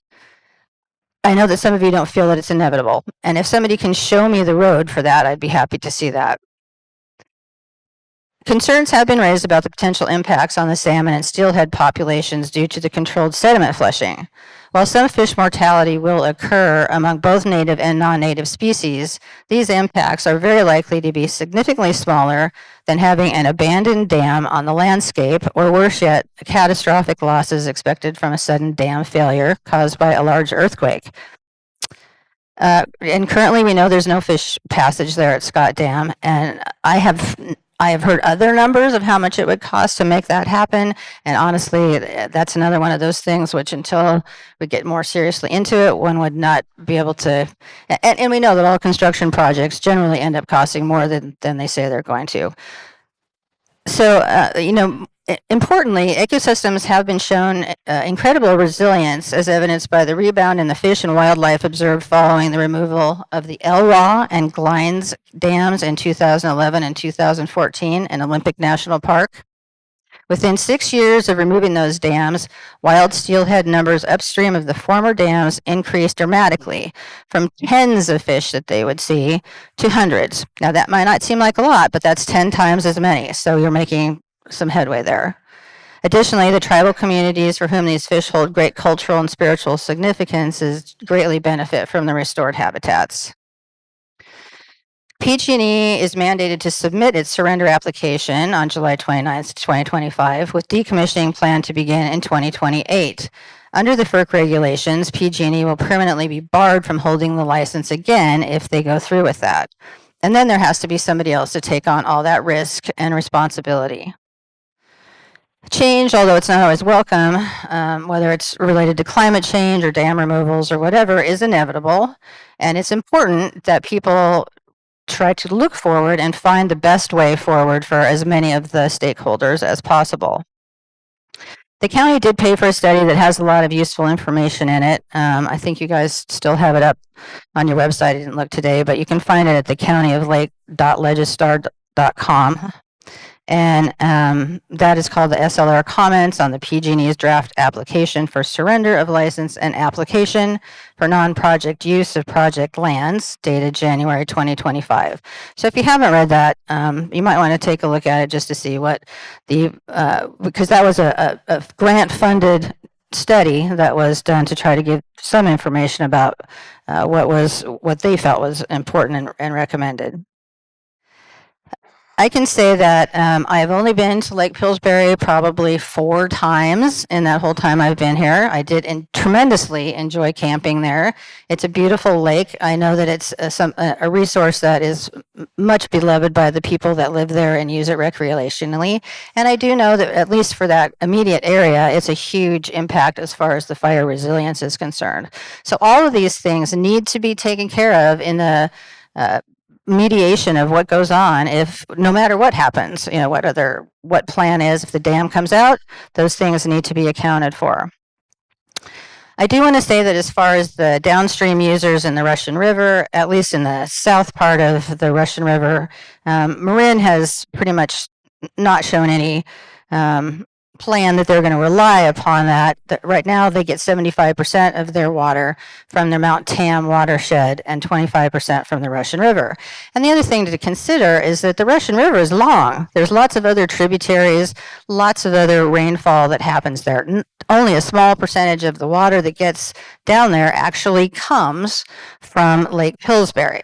So those are all things to be taken into consideration as you try to mull through all this information that you're getting.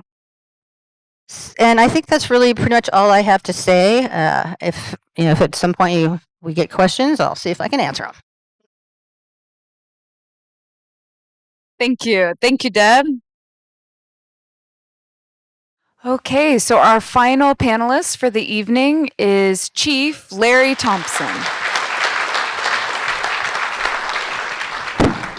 Okay. All right. Good evening, everyone. A little bit about myself and my connection to Lake Pillsbury and why I'm here tonight. Next slide. My family has been camping at Lake Pillsbury for ever since I was 6 months old, as you saw in the previous slide. In 1975, we actually bought property.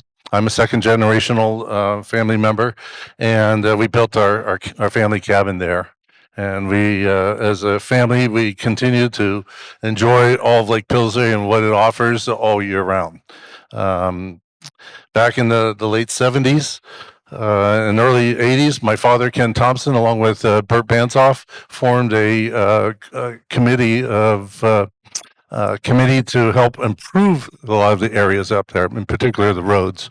And then they were quite successful in improving the roads around the Lake Pillsbury Basin area, and as well as some other improvements there. They also worked closely with Janet Pauley to help guide PG&E with their water level maintenance during the summer months and into the fall months, which is where the water level release is the most important. Next slide. My father and I were very involved with forming the Lake Pillsbury Fire Protection District back in 1996, along with the direction of then Fire Chief Michael Ahern. My father has passed now, and since has left his legacy to myself and my little sister, who is a board member with the Lake Pillsbury Alliance as well. Next slide. As for me, I am a retired firefighter, paramedic of 40 years with the Marin County Fire Department. And now I continue to serve Lake Pillsbury as a volunteer fire chief.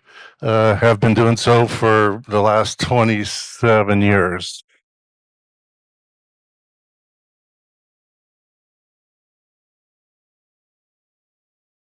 I come to you tonight not only as a fire chief of Lake Pillsbury Fire Protection District, but as someone who has stood at the front lines of some of California's worst wildland fires. More recently, it's been touched on the Mendocino complex of 2018 and then the August complex of 2020. Next slide. I'm here to speak about the need for Lake Pillsbury as a water supply source, primarily for fire prevention, and especially involving not only the basin but also throughout the region. The proposed removal of Scott Dam represents a serious threat to the safety of all 5 of our small, distinct communities in and around the Lake Pillsbury area. And we must understand what's at stake.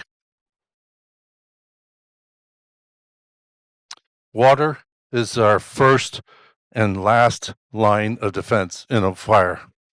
Without a sufficient water supply, homes are lost and businesses are destroyed and lives are put at risk. Why is the lake's water supply so critical for fire prevention and protection?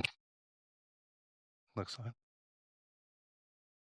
slide. For sustaining firefighting operations, primarily during wildland operations, as you saw with the Chinook helicopter in the previous slide. Fire engines, water tenders, helicopters, and super scoopers need consistent supply and readily available, accessible water to suppress any potential fire spread. No, go back.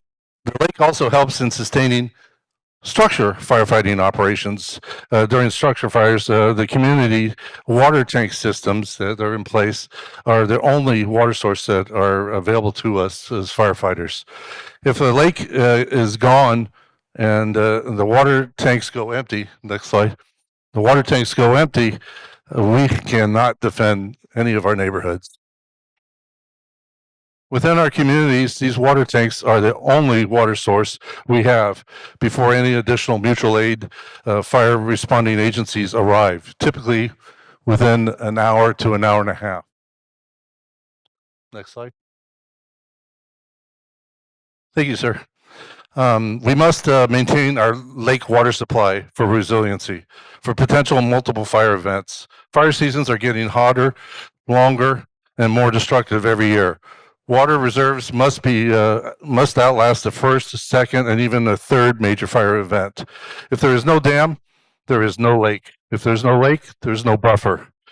Lake Pillsbury not only is a tremendous water source for the surrounding areas and region, but it also serves as a large physical fire break and then also a safety zone.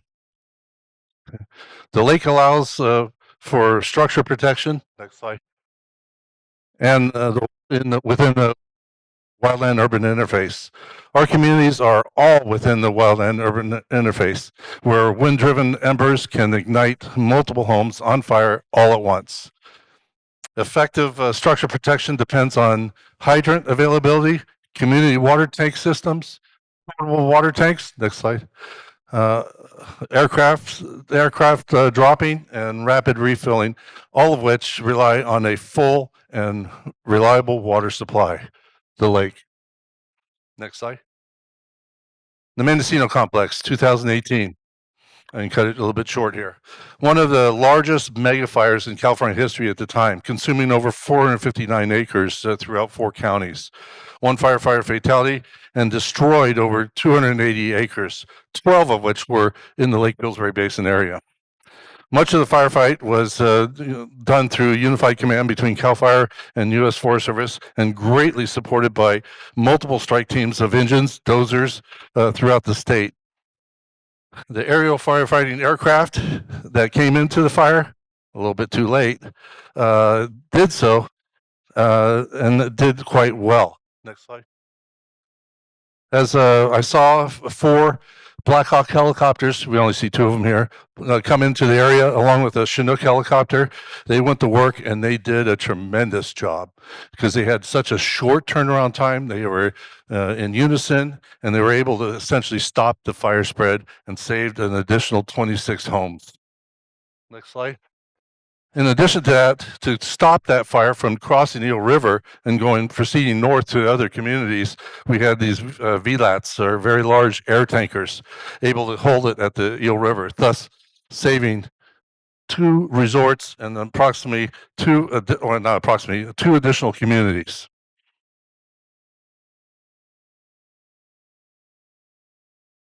Next slide. Now onto the August Complex, where it really made a huge difference. California's first gigafire, over 1 million acres burned. Lake Pillsbury fire personnel, next slide. Lake Pillsbury fire personnel provided local knowledge, structural preparation, a support team, and local resources such as local dozer operators and a 24-hour water filling station located right here where you see the boat ramp here. Next slide. The water truck filling station, as you heard earlier, was set up and run 24 hours a day for 28 days straight, providing over 1 million gallons of water pumped from the lake. Next slide. In addition to that, we actually had to bring in our fireboat to support their pumping operation because they just didn't have enough pumps to fill the demand of the water trucks. Next slide. And when all the while, helicopters like the Chinook here and next slide, Blackhawks were dipping and providing safety and also fire suppression efforts all along. Next slide. When it came time for the fire to hit a very large community directly threatened by the approaching extreme fire conditions, a team of 3 super scoopers and a team of 4 fire boss water scooping air tankers were brought in to manage the fire control and suppression support. It was estimated that an additional 1 million gallons of lake water was used in a short turnaround time to be hugely successful in saving over 400 homes and 2 resorts. Next slide. Next slide. Those are the fire bosses. Next slide. Those fire bosses work as a team of 4. Very effective. Okay, next slide. Fire history. You can see that most of the area has burned all around the Lake Pillsbury area. We still have the area off to the west. What's depicted there in the blue is the homeowner associations, the 4 communities in the Lake Pillsbury Basin. And there's one additional community outside of this map that's called the DeShields Tract with several homes in there as well. Without Scott Dam, the water supply storage capacity shrinks dramatically, and we become very vulnerable during heat waves, red flag warning days, and future extended attack wildland fires. Next slide. This map just shows you not only that it's a homeowner association tracks, but also all that white is private property. So we are responsible for those areas as well.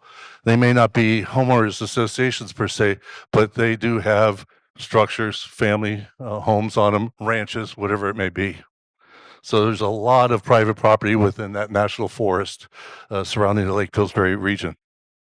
In closing, next slide. In closing, let me be clear. When the next firestorm comes, and it will, we need every gallon we can get. We cannot take away a great water source and security for short-term gain and bureaucratic convenience. Removing Scott Dam without a researched, studied, and proven water replacement strategy is not just short-sighted, it's dangerous. We owe it to every family, every visitor, and every firefighter to fight for a water system that protects us. Wow. Okay, so let's give all of the panelists a big round of applause. Thank you to all of them for getting up here and presenting to us. Now we're going to shift to the portion of the evening where you can come up and you can ask a question or make a statement. So it'll be timed up to 3 minutes. And what we would ask is first for people who have questions for the panelists to come up. Or if you have a panelist that you want to hear more from, you're welcome to come up and just ask to hear more of their viewpoint. So we have a mic and a stand right over here. And I would also first like to welcome Congressman Thompson's Lake County Field Rep, Luca Moretti, to say a few things. Here today to the sense one wishes to each and every one of you. Thanks you for participating in the incredible process and will always make sure with all of these sections. So if there's any specific questions, please as always feel free to email me, give me a call. I'm happy to have the answer. Get to county all questions and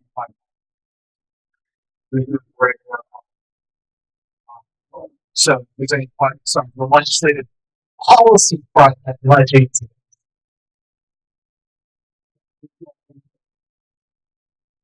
So, Yeah, thank you, Luca. I just want to say that Congressman Thompson has been very active with Lake County. That wasn't always the case. I think redistricting really helped out in making sure that we had a voice to be heard.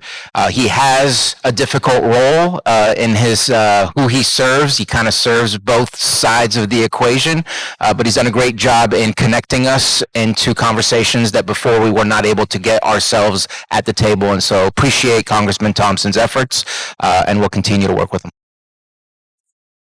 Thank you, Supervisor Sabatier. Okay, don't be shy.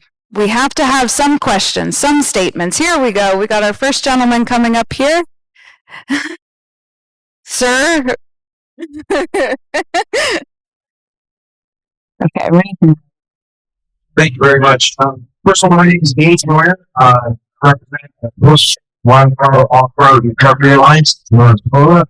We work very closely with the U.S. Water Service and making a training school for all the communities for this make on the because I started to get things like this city, you know, how to do right. Listen, the thing about some clarification here. Thank you, Lord. I really appreciate the love for what we have. But I have a special thank you letter in the delivery partnership. And 17 to help the state of the house, social property, create the basis for that fire that been destroyed for a lot of them. They responded out to a grower on Monday morning, 8 o'clock. So thank you. Thank you. Where is snow? We're not talking much about where is snow. I mean, I was a county safety officer for over 7 years. We lost control, working with the fire departments. We're not talking about population work, are we? You ever see Pennsylvania? I've been there for over 30 years. We're building more apartments and houses and single family and low income housing than I've ever seen. Realist. I've been in that property at this Forest Service. I lived in Encino. I'm an advocate for the use of it, the forestry. And that water that comes out of here, it does make it to it. It does make it to Soper with Cloverdale. And the population increases. Lake County, nope. 68,000 people been through the stagnant for 40 years. Let's help that change. Hang with Lake. We talk about Red and the Soper Dam.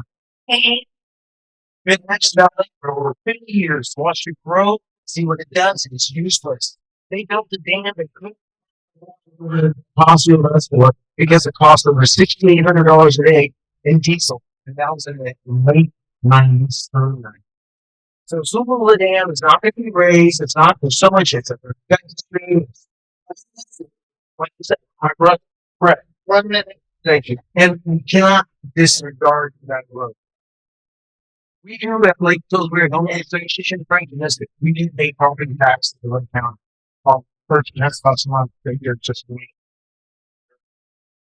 After C-19, COVID, I used that place to get away from the county as an emergency responder. I needed it. Since then, I've seen a growth of users in that force that has succeeded. The normal, it's new users, new cultures, new people, and I love it. We'll have to do some trainings and learn, but it's getting used, and that lake is a key asset. I want you to think what during the fires. I saw it. It was immense, intense, and awesome. Last of all, thank you to everyone, and let's do our best to work together to come out to a mutual income or outcome. And we all have our opinions, and thank you. Nice, thank you. Do we have any panelists that would like to respond to his statement or question? If not, we will move on to the next person. I think Supervisor Sabatier? No? Okay. I'm one of the, oh, you going to respond? No. Okay, go ahead.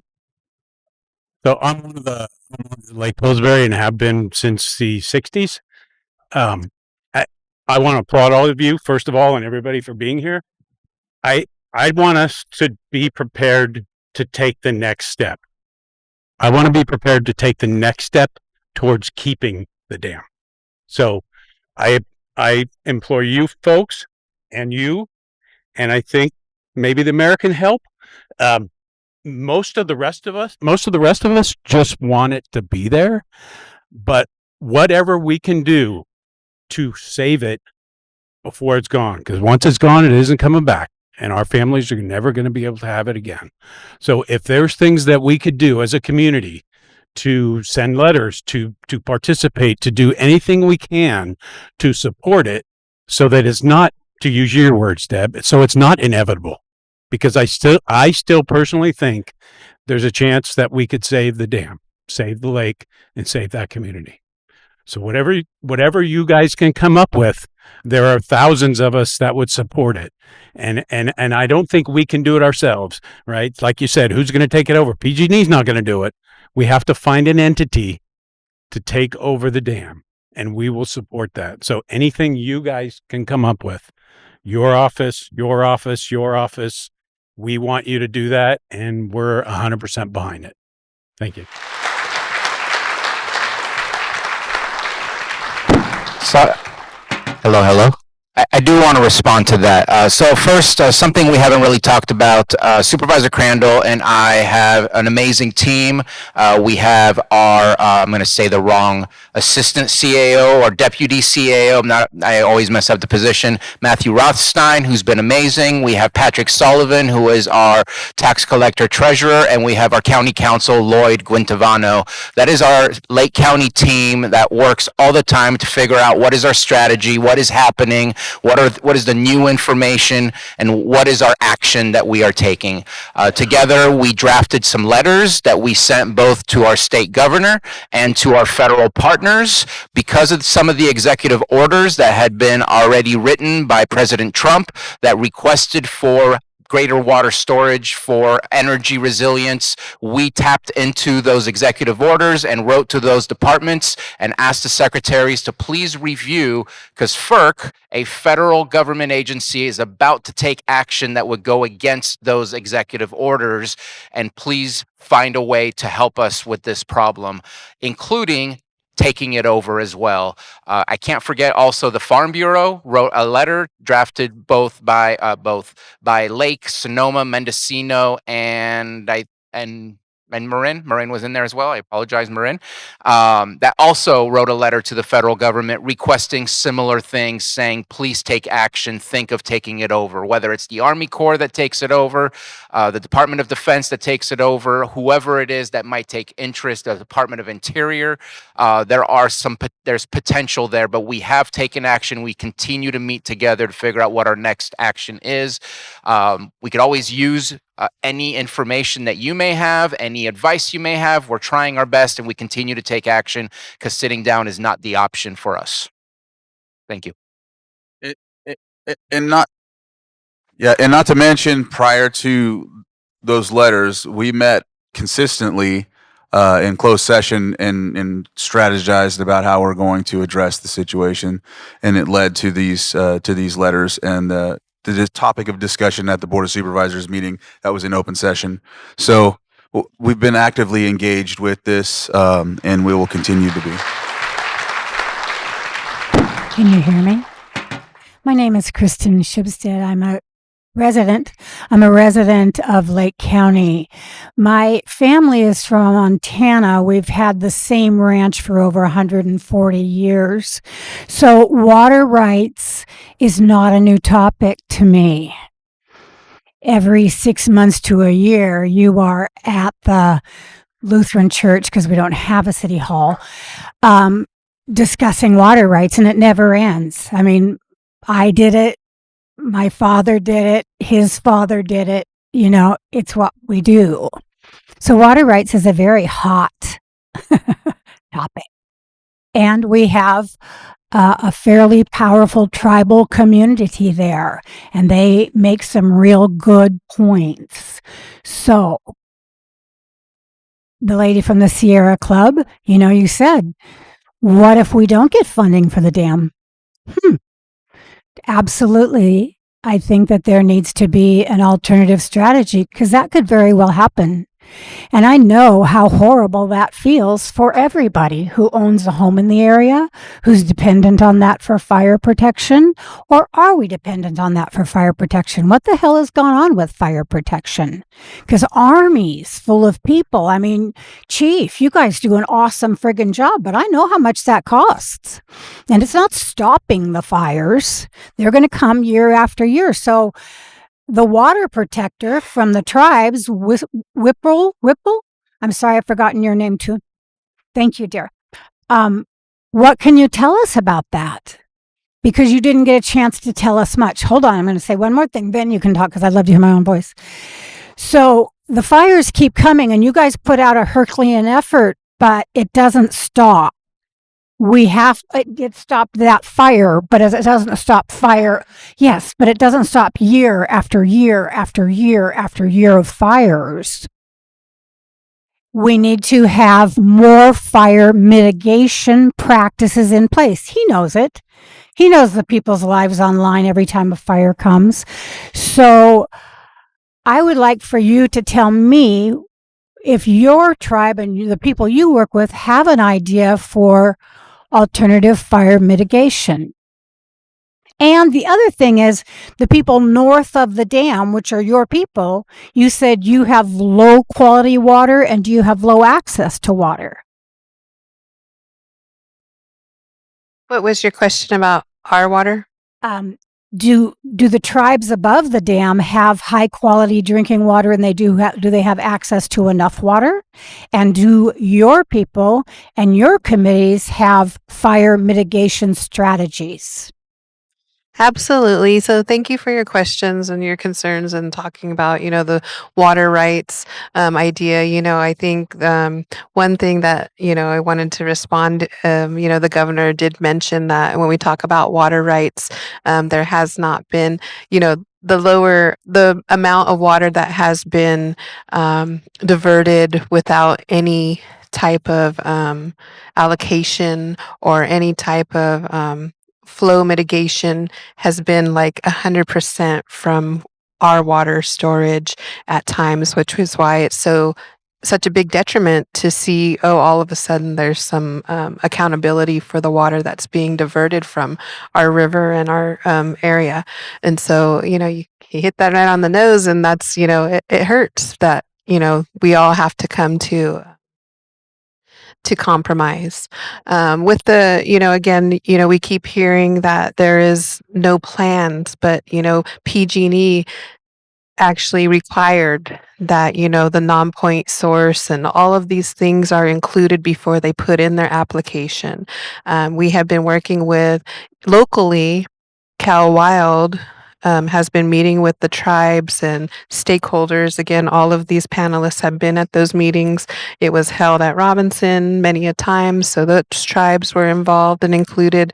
But there have been many plans to look forward at conservation, mitigating fire, creating, how are we going to access more communication, safer roads, safer trails? All of these things are included in the plans already with Round Valley and the MOU. That's the purpose of the MOU, is for restoration and conservation. But we also, as a community and stakeholders, have come together to say what the needs are and what we want to see in that. Right now, the application process is just simply, we have a plan. There is a plan. Again, when we talk about free flowing water that's surface recharging and contributes to fire behavior. Thank you. And so I'm glad you mentioned Cal Wild meetings because there was discussions about conservation, stewarding the land.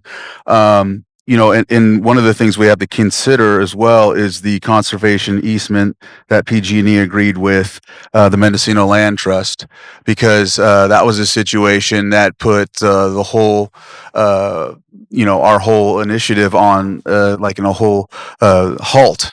Because you can't even build or do anything without the agreement to the easement. So the whole Mendocino Land Trust with PG&E, and so there's that as well. So there has been meetings and there has been talk and discussion, but it's all been basically done without our input. And when we do give input, it's basically them saying we're whining or we're not giving. We're just asking. We're not trying to just say the same thing over and over again. We're trying to get to square one, not whine in the hope that we get our way. It's, can we just get to square one? Thank you. That's it. And all Carol those Cinquini easements. and Frank Lynch. Really appreciate that. Okay, next. Yeah, really quickly, the easement just requires a stipulation. So, fire escape is a group of people that meet on a monthly basis. That includes governmental agencies, the forestry, BLM, the RCDs, there, part of it. And there are some rumors about some coalition of people that are going to be working on fire resiliency, and hopefully that will benefit that area as well as growing as far as egress and pace of fire. Thank you. Any further from the panelists or from home? Carol's asking what areas or where this possible things happening. So they're in pods 44 and 46 is what they're looking at. There's nothing to decide that would involve Trout Creek and Park Creek. Well, yes, so there's stuff that's going to happen as far as their improvements in their roads are looking at both L1 and M6. Sure. Okay, thank you. Any further? Okay, thank you. Howdy, I'm Nancy Todd, and I'm Nancy Todd, and my husband Sam and I live along the Russian River as it comes out of Potter Valley. We operate an Airbnb there. the main attractions of which are that you can kayak in the river and you can sit on the beach and watch the great blue heron and the otter and the elk and the deer, who are all dependent on the water coming by in the summertime. So we have a material interest in that. And with all due respect, Nickole, we have to stand where we stand and advocate for our own position in the situation. Now, you mentioned that, or it has been mentioned that there needs to be an entity formed that would take the place of PG&E in maintaining this facility as a hydro facility, if not to include an electric component as well. The other thought I have is that we need some more time. And I'm wondering whether anybody has looked into the question of getting an injunction against PG&E to cause them to not be able to move ahead with this process at this time. Now, I'm not a lawyer, but my granddad was, and I sat at his knee and I think like him. So I looked it up and I found out what you need to bring an injunction is you have to have standing. That means it has to hurt you if they go ahead and do this. And yeah, it'll hurt me and obviously a lot of other people. And the other thing you have to have is a situation where if they don't do this thing, you won't get hurt. Clearly, that's the case. If the dam stays there and the diversion remains, then we will continue to have this thing that we depend on. Now, the third thing you have to have is that it has to be the case that you are being materially hurt by this thing. Okay. So, yeah. So, guess I've lost it here for a moment, but yeah. Yeah. So we need to get them to stop, in other words. So we need to have that ability to bring that case. And I wonder if anybody's looking into whether that can come about, that can be something that would slow them down. So I think I'm allowed to say what I'm about to say, so I'm going to look upstairs to see if I'm going to get in trouble. But we are a party to the FERC process. A FERC process is where PG&E is making those requests. So we get to submit any of our comments. We get to question their process. We get to look at their application as it goes through the process. And so we have positioned ourselves as Lake County to be able to fight against this process to make sure that it is done the appropriate way, while at the same time working with our group to try and, again, go back to square one, as Supervisor Crandell was saying, which is, can we all come back to the table? Because at one point, Sonoma County, Humboldt County, Mendocino County, Round Valley, and Cal Trout were the 5 that were called the Notice of Intent group. We asked to be a part of it. Cal Trout voted against us. It was supposed to be a unanimous vote because they said, no, we didn't get to be at the table. They put in a request to FERC to get the license transferred to them. FERC said, no, you don't have the money and you're not a real party, or something along those lines. So we want to restart the conversation. Okay, we want to restart where we are there. That would be the square one that we're looking for, where we have not been a part of that. And we are hoping that we're making enough people nervous and the atmosphere in the room is such that it has changed, that maybe people want to come back to the table and see, okay, what other alternatives can we look into? I'm looking upstairs. I think I'm good. I got the thumbs.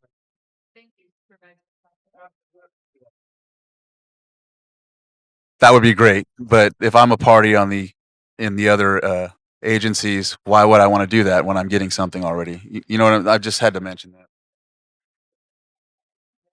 We'll try. Okay. Was it something I was about to say that's getting these people out of here?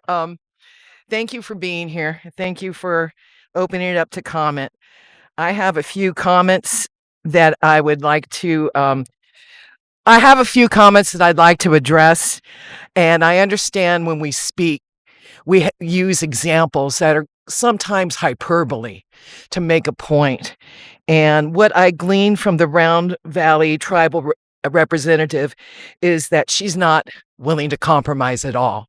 She's citing federal, I guess, what is it, treaty or something, compact, as a basics of politely telling us she doesn't have to deal with our concerns, that we're not a party to it.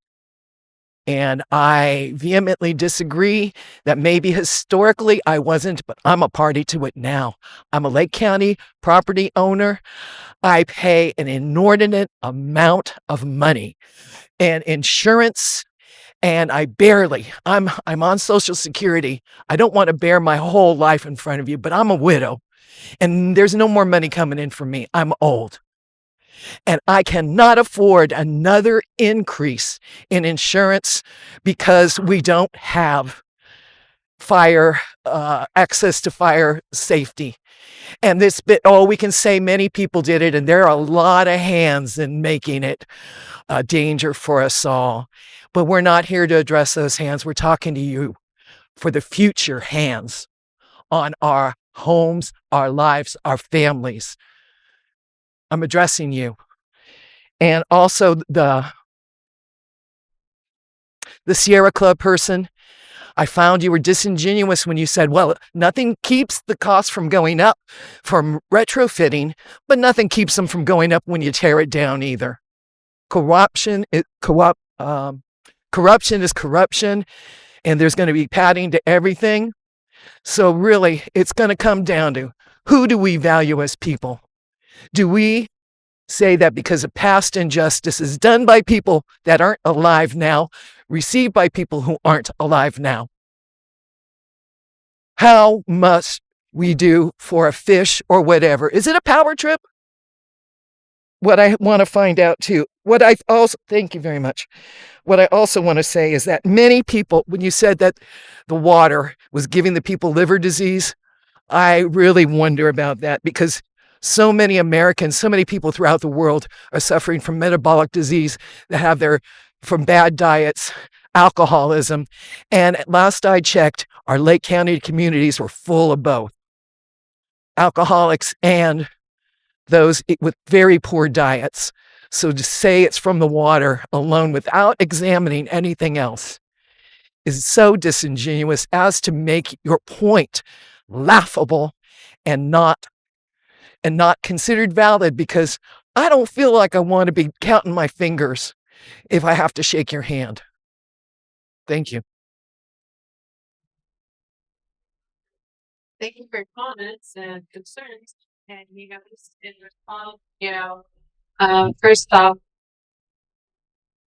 one quality issue was not one single issue. It was an example. But to be transparent, in all honesty, I personally do not have any.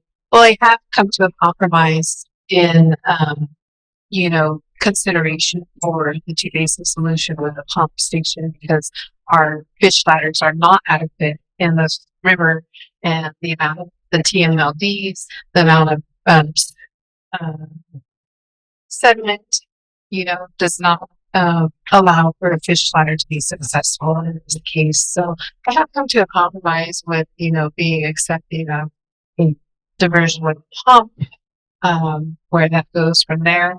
All of the other tribes handle that because those are their territories.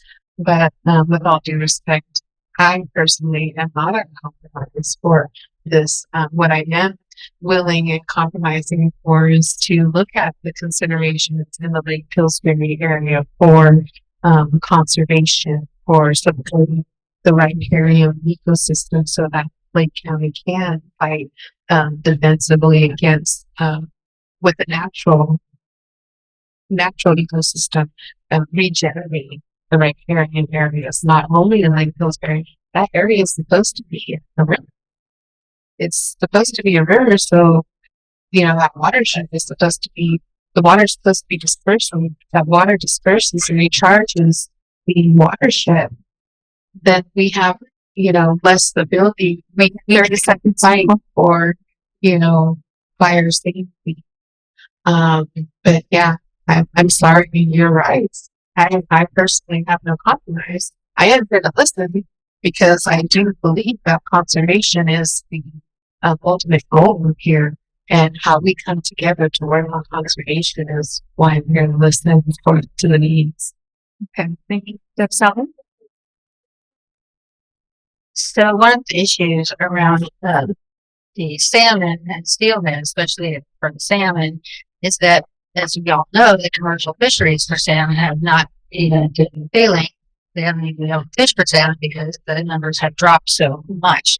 So there is a pretty big impact to probably, for those people, it's going to be mostly the Humboldt County people that are the commercial fisher people in that area, and they have stated that they truly believe that improving the quality of this habitat for both the spawning and the rearing of the salmon is going to benefit commercial fisheries. As Supervisor Sabatier brought up, there's lots of other issues involved, but if they don't have any place to breed and reproduce, the rest of it doesn't matter. Okay, thank you, Deb Salvin. We're going to move on. We've got 5, 6 people, so we're going to move on. I make a brief comment on the topic. Please don't make it personal, please. Thank you. Hello, my name is Justin Quayle. I'm a homeowner here in Lake County and also used to be a business owner. But my comment is that I was here for both fires. We had heavy equipment going up and down. We supplied water, and my business, before it got to open and got shut down, we helped. We were feeding people up there. We were helping getting people out of there. Both fires, even when the guy died across the river from our house, from a backburn, we were there to help. We never left our house. We have plenty of water. We put 2 extra ponds on our property so the fire department could get water, because they had none at first. They were coming up our road and had no way, because this man right here, he told us we went and bought swimming pools and put it up there. We weren't cultivating yet.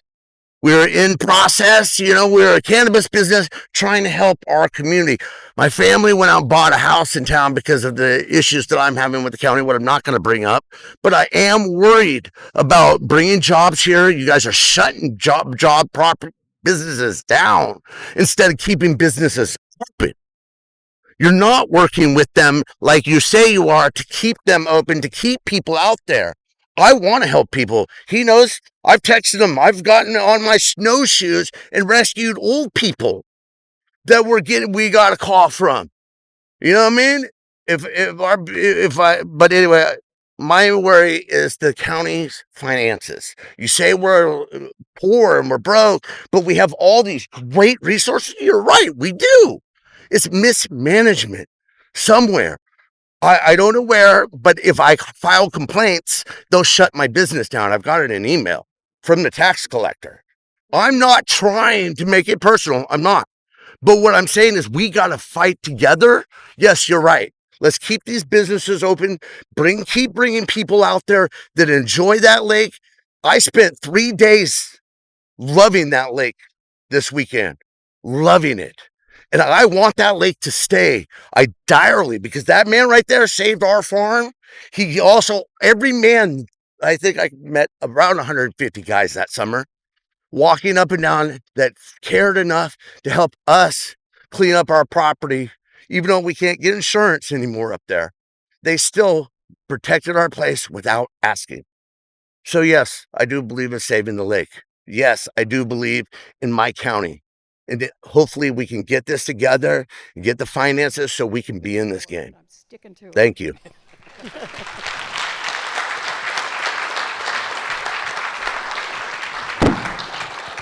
Good evening. My name is Ray Toad. My wife and I are full-time residents of Lake Pillsbury. I'm also secretary of Lake Pillsbury Fire Protection District. and I hope I don't make it personal. Believe it or not, we have this thing called evolution. And in the last 100+ years, Lake Pillsbury Basin has evolved into a very dynamic, diverse environment. And we are in jeopardy of losing that environment so that certain people could make political and corporate and financial gains. And I think, I personally feel helpless because I don't even have PG&E. I live off the grid, but they are right now in command of my home. And I want to thank you people because you are our larger voice. It's because of you is why we're being heard.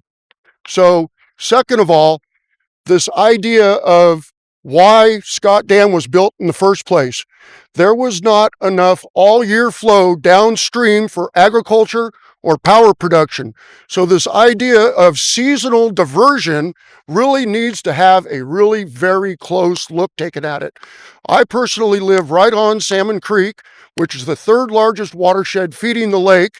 There's still water in it, but give it 2 more months and that creek is not going to be reaching Lake Pillsbury.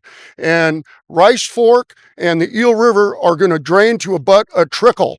So seasonal diversion, I'm sorry, that's just, to me, that's ludicrous. I hope that's not personal. But not to harp on the fire exploits, I was up there personally through both the Mendocino complex and the August complex. I saw firsthand. I was down there every morning feeding those firefighters breakfast, the ones going up to the line and the ones coming back to the line. And I got to see the hard work that they put in. And my house probably would not be there if it was not for that lake. Thank you once again for all of your help.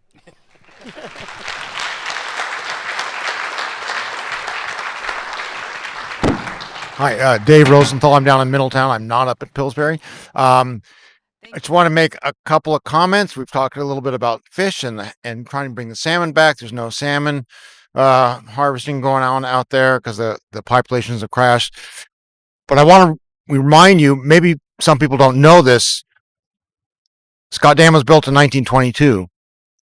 The fish counts at Van Arsdale's didn't crash until the 50s or 60s. That was over 30 years later. It's 3 decades. That's like 10 generations of salmon.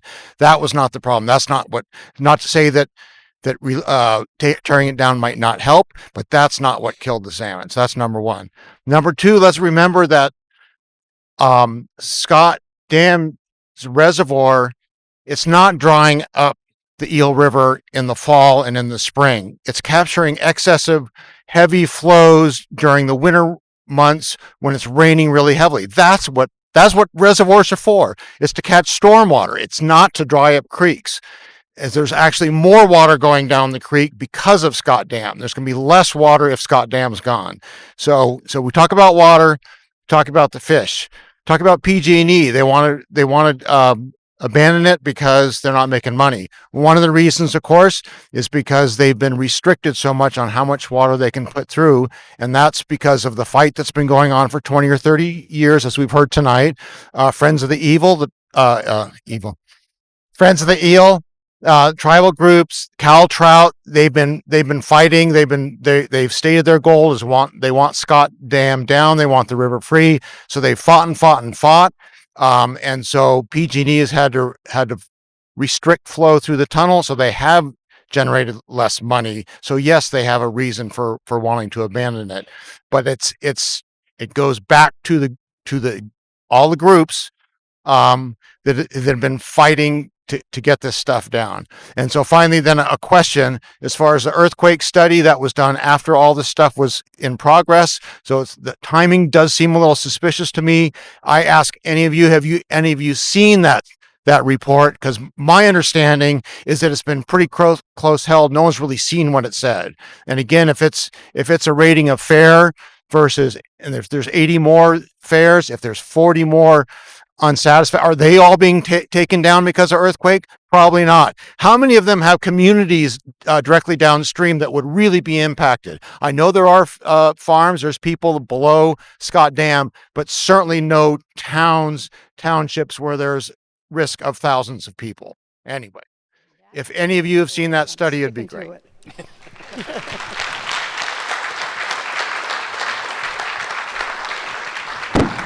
So as far as Lake County, they have not allowed us to see that report. PG&E will not release it. I know we've talked with the state of California. They have reviewed it, and FERC has reviewed it, but we have not had access to that report, and we have been asking for that report for a while.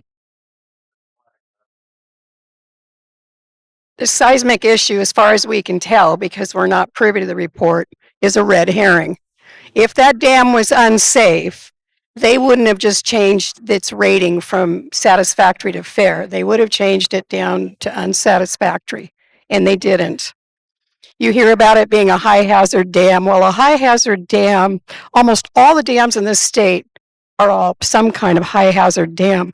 What that means is at least one person downstream of the dam, should there be a dam breach, might be killed. That's what a high hazard dam is. Two different ratings. One has to do with downstream of the breach. The other has to do with dam integrity. The dam integrity on Scott is listed as fair. Yeah, Mayor Lance. I'll go with just a little bit more information because we're not allowed to have that information either. It's federally protected. They say it's for the terrorist attacks and things like that. We're working with the state to try to get into some type of to be able to actually see this information. However, the information we do have, the dam isn't seismically unsafe. They say it's built on gravel, and that's the new way to get rid of the dam. So, Cape Horn Dam, no issues supposedly. It's Scott Dam and it's built on gravel. So it's not that the dams are technically unsafe. They're finding a way to get the solutions that they want. They create the solution and give you the problem with this. Just in response to, again, the process required actual reporting, environmental impact reports and review, and those things have been done. PG&E didn't just, again, get to show up at the door and say, hey, FERC, we want to tear this down because we can't afford it.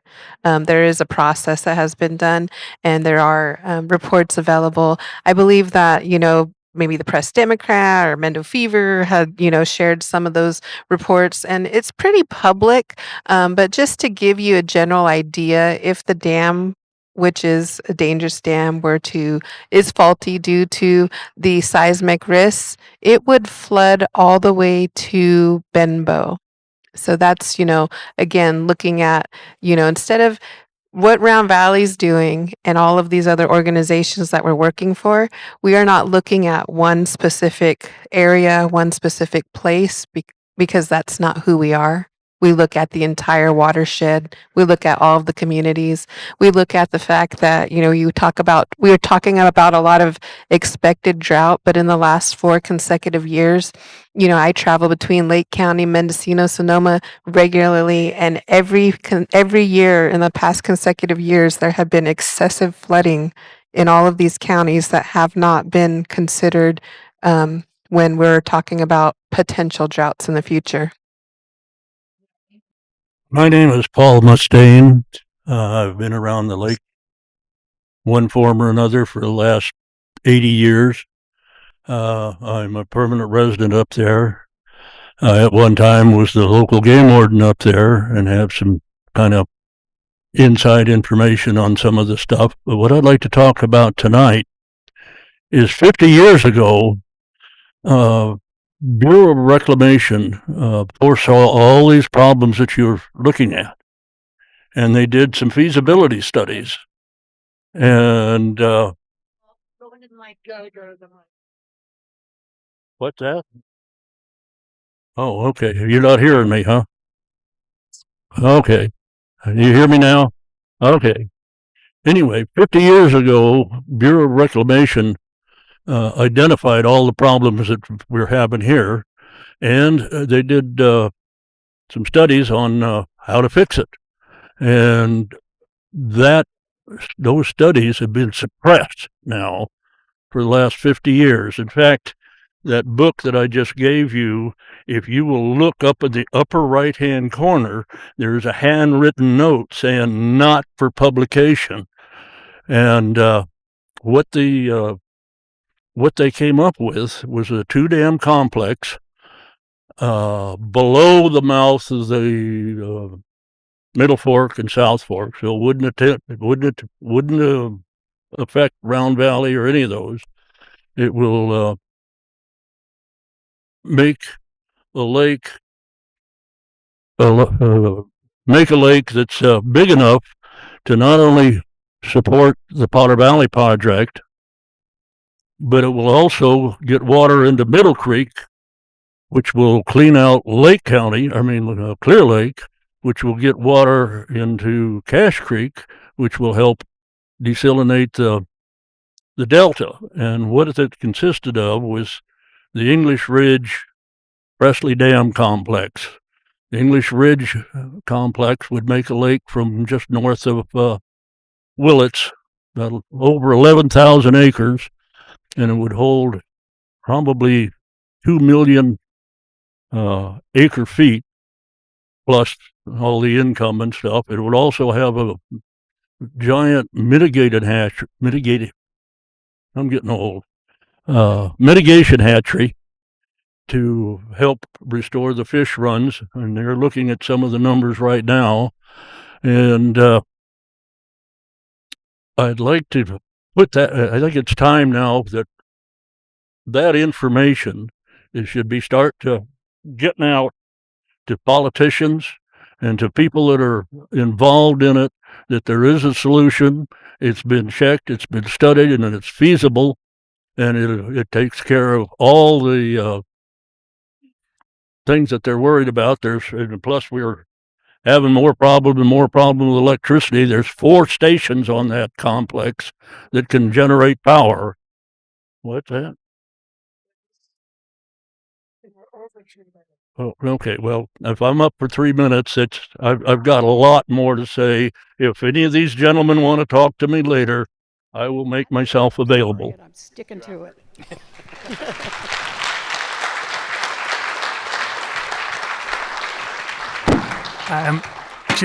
I'm David Chase. My family's had a place on the Rice Fork for 38 years, I guess. So I've pretty much grown up there watching elk herds and the bald eagles and the ospreys. I guess I have a question about, is there any possibility for the Army Corps of Engineers to take over the dam from PG&E? And then next question is for the water quality. It's one of the lakes in Northern California with a lot of mercury in it. The Fish and Game doesn't recommend you eating fish out of there. In the 38 years, there's been about 50 foot of silt built up behind the dam. When they take the dam out, all that's going to get washed down into your tribal lands. All that mercury is going to end up in there too. So is that one of your concerns? And pretty much every summer, the rivers dry up there. And so there's not going to be any water till at least it meets up with the other fork of the eel. So I don't see how that's going to help with the fire that you were describing. That's all I have to ask, I guess.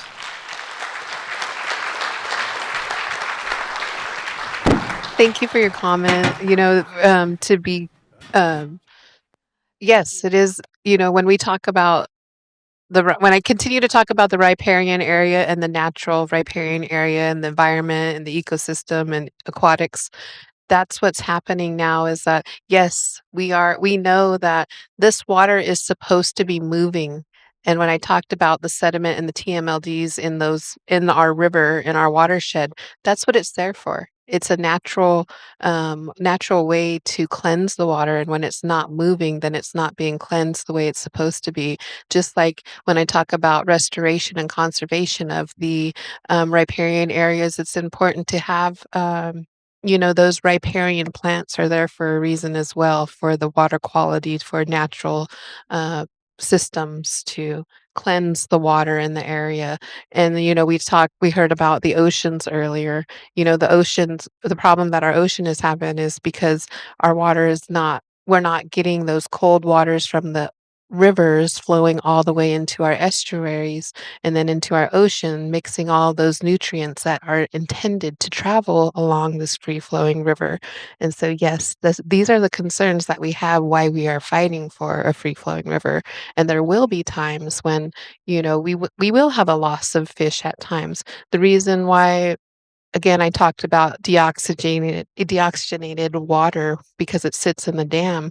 Yeah, that water will kill some of our fish because it's not supposed to be sitting. It's supposed to be free flowing and cleansing. Thank you. Looks like you have another Supervisor.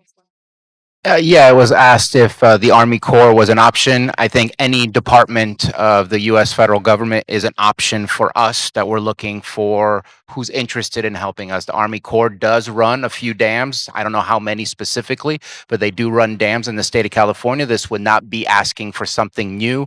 This is something that they do. I think that again, in the idea of anybody taking over the dam, we do need to provide a solution for the salmon because there is a problem with the salmon. We are seeing a shrinking population. And if we can also institute a fish ladder or any new technology that allows them access to their spawning grounds, then we have a win-win situation. And that's what we would be aiming for. We are looking for that kind of solution. I just quickly add to that. A 2010 Cal Trout report, which, obviously they know a lot about, the salmonids and the fish. Only 7% of spawning habitat is blocked, not 90%. It's not fully blocked. And fish populations crashed in 64. So I'm glad you said that. It's not just now, it's 64. And it was due to storms and logging, not the dam, not the dam built in 2022. And so I just wanted to highlight that because you mentioned it and I just wanted to help with. I want to also say that the Lake Pillsbury Alliance has reached out to state, to USAT, to Army Corps, to federal agencies at the highest level, that we will be intervening in this process. That we don't want you to go away thinking it is a done deal, because I do agree that we still have time to get people around the table. So we're not sitting on our laurels. Just really quick, the salmon population, we should really look at international waters and the fishing that goes on out there, because that's where the problem starts. Second, we're trading 1% of water in the Eel River for all the fish that are in the Russian River, because the steelhead and the salmon will not be able to get up the Russian anymore at this point. So you're going to kill off that species in the Russian when this happens.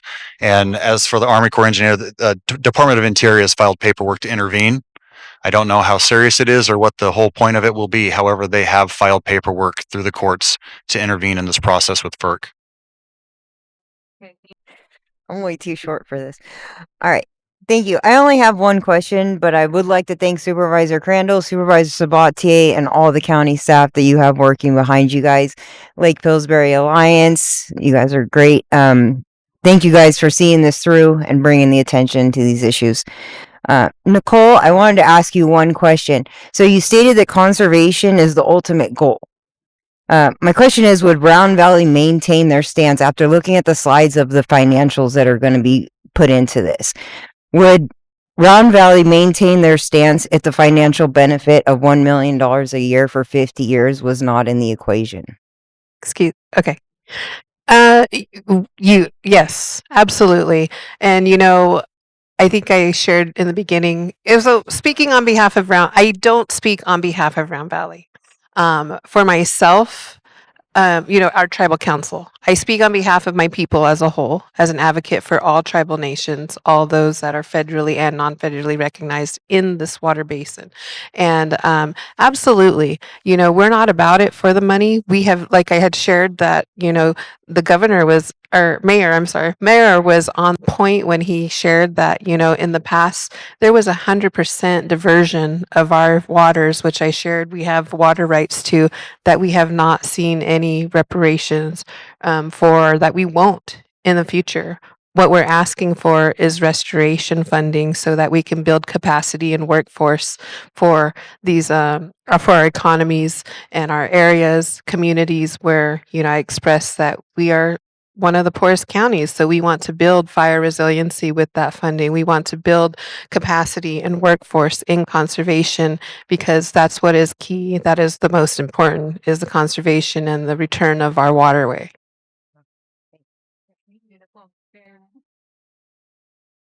Just really quick to clarify, it's not $1 million, it's 1.7. And that comes out of Sonoma County money, so we're paying for them to take our water and then give us a little bit back. Just one last, I want to go back to the Army Corps because that was a really good question. And the reason it's a good question is Lake Pillsbury is part of a 3-lake water supply system. 2 of the 3 lakes are run by Army Corps, Lake Sonoma and Lake Mendocino. It absolutely makes sense to put Lake Pillsbury under Army Corps. So, going back to the 1 million, again, if you're unfamiliar with tribal water rights and tribal sovereignty, this is a type of a royalty for Round Valley. We have 6,500 tribal members. And, if we're actually looking for money to put in our pocket and to take, it equates to about $20 a piece for each one of us. So, I just want to throw that out there. But, talking about, I appreciate that you have a plan. I'm listening that you guys would like to see the Army Corps take charge in this case. But, I am from Mendocino County and have grown up on the Mendocino County dam area. And I would reconsider the Army Corps because, our Lake Mendocino recreation area is at its poorest and has been for many years. So take heavy consideration there. So as far as the salmon and steelhead below Lake Mendocino, as I stated before, I mean, yes, they would be affected. There's no question about it. But that's not the only place that the water in that watershed comes from. There's still a significant potential for water and for a lot of different places. And this is part of what needs to be figured out as the process goes along, is how to deal with those different things. Will the dam at Lake Mendocino be raised? Don't know. It seems like that's a big ask also. But there's a variety of things that could be utilized to take care of that situation. Thank you, Supervisor Crandell. Yeah.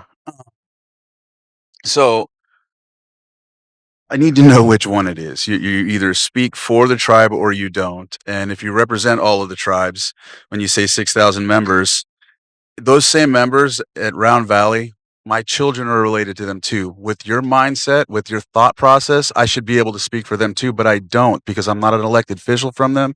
And I don't claim that as well. And I don't claim to represent every tribe in the county as well. I only represent my tribe because I'm an elected official there. So I think it's very unfair to be able to use, I'm a member, I speak for them, I live in Mendocino County, I live in Lake County, I do this, I have family here. We have to stick to one. I appreciate everything you're saying, and I'm not against what you're saying. Another thing that I have to say is nobody's against conservation. What we're against is the process. The process that took place is what got us here. If we would have been through the process and everything was done correctly, Lake County right now would be just basically eating their hat and saying, well, this is all we can do. But we've never been given that opportunity. So I've been biting my tongue enough. You came to the Lake County Board of Supervisors meeting, said things, and I didn't say nothing then. I just can't continue to allow this. So I had to say it. I'm sorry. I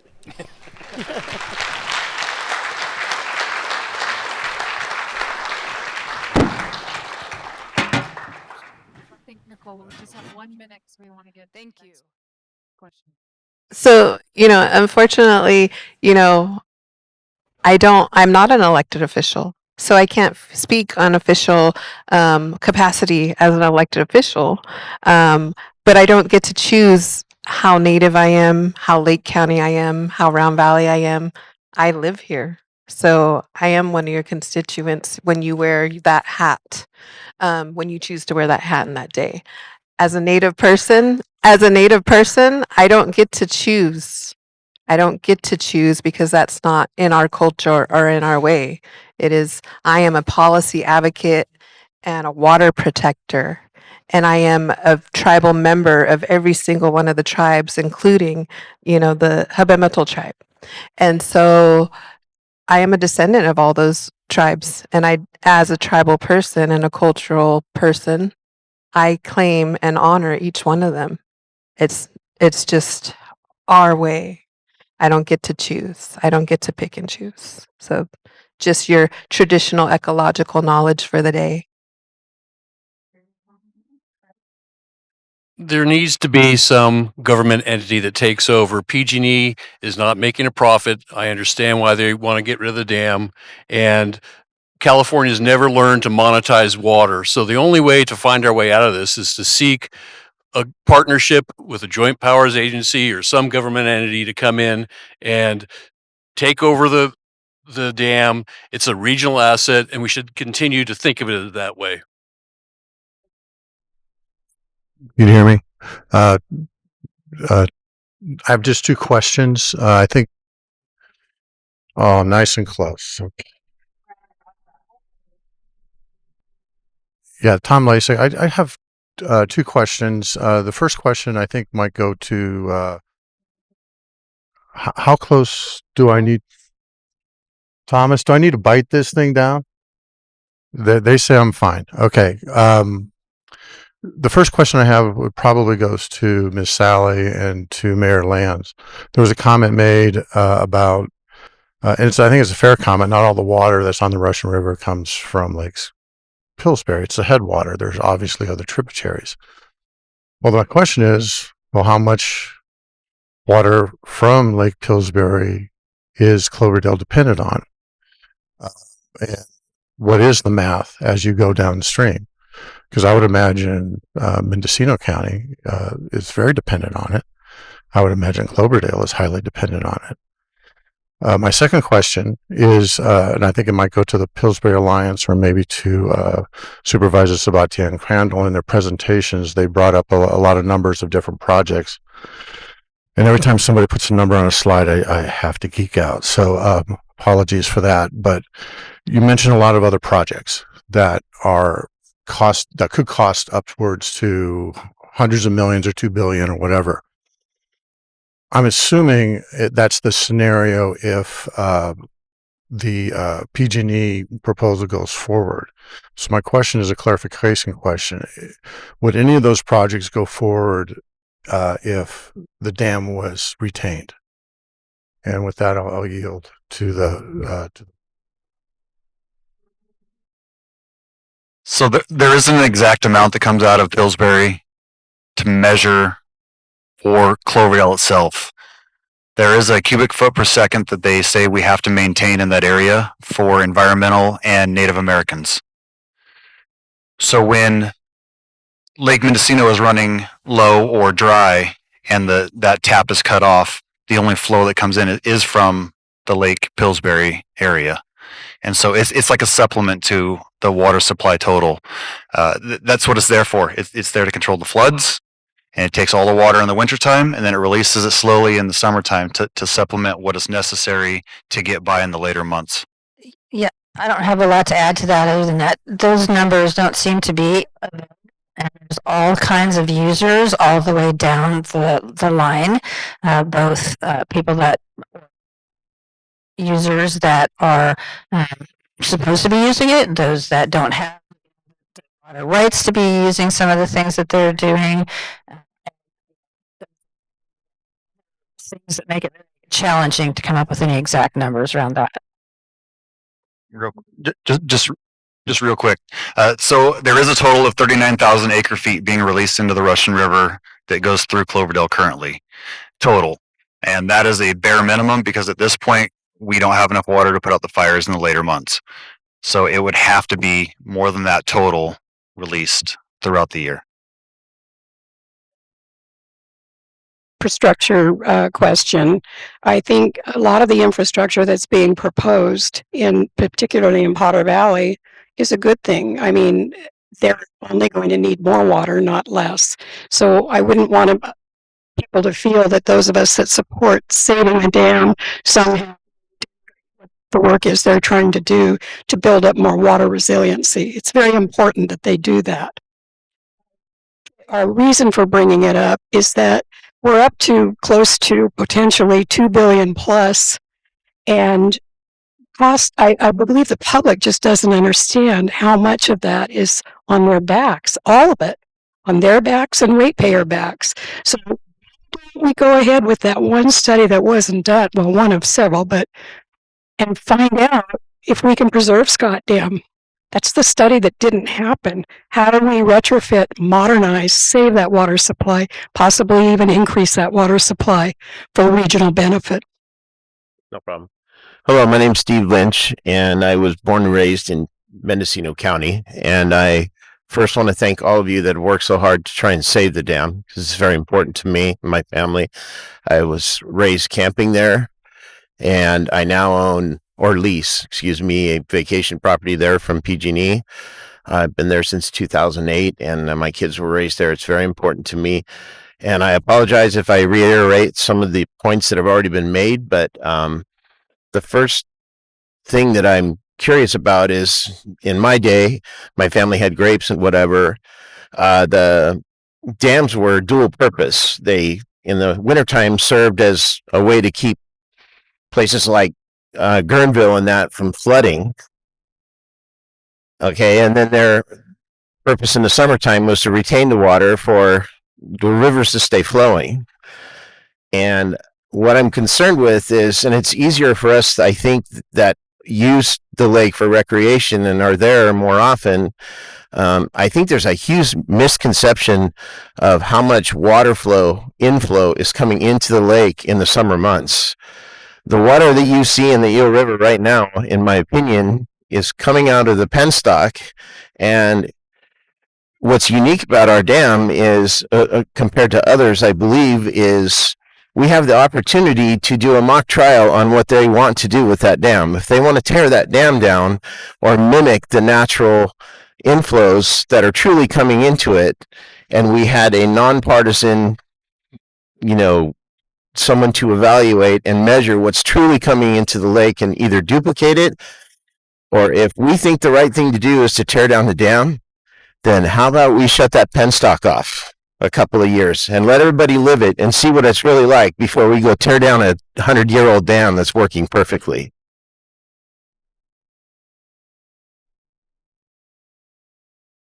So my point is I'm afraid that those that haven't physically seen it and haven't experienced the water flows that are really truly coming in after June, middle of July, the water you expect to be going through Cloverdale and cleansing itself is not going to be there. There was a documentary, I think, that was done several years ago called A River's Last Chance, and the river merely dried up and just a certain section was truly running.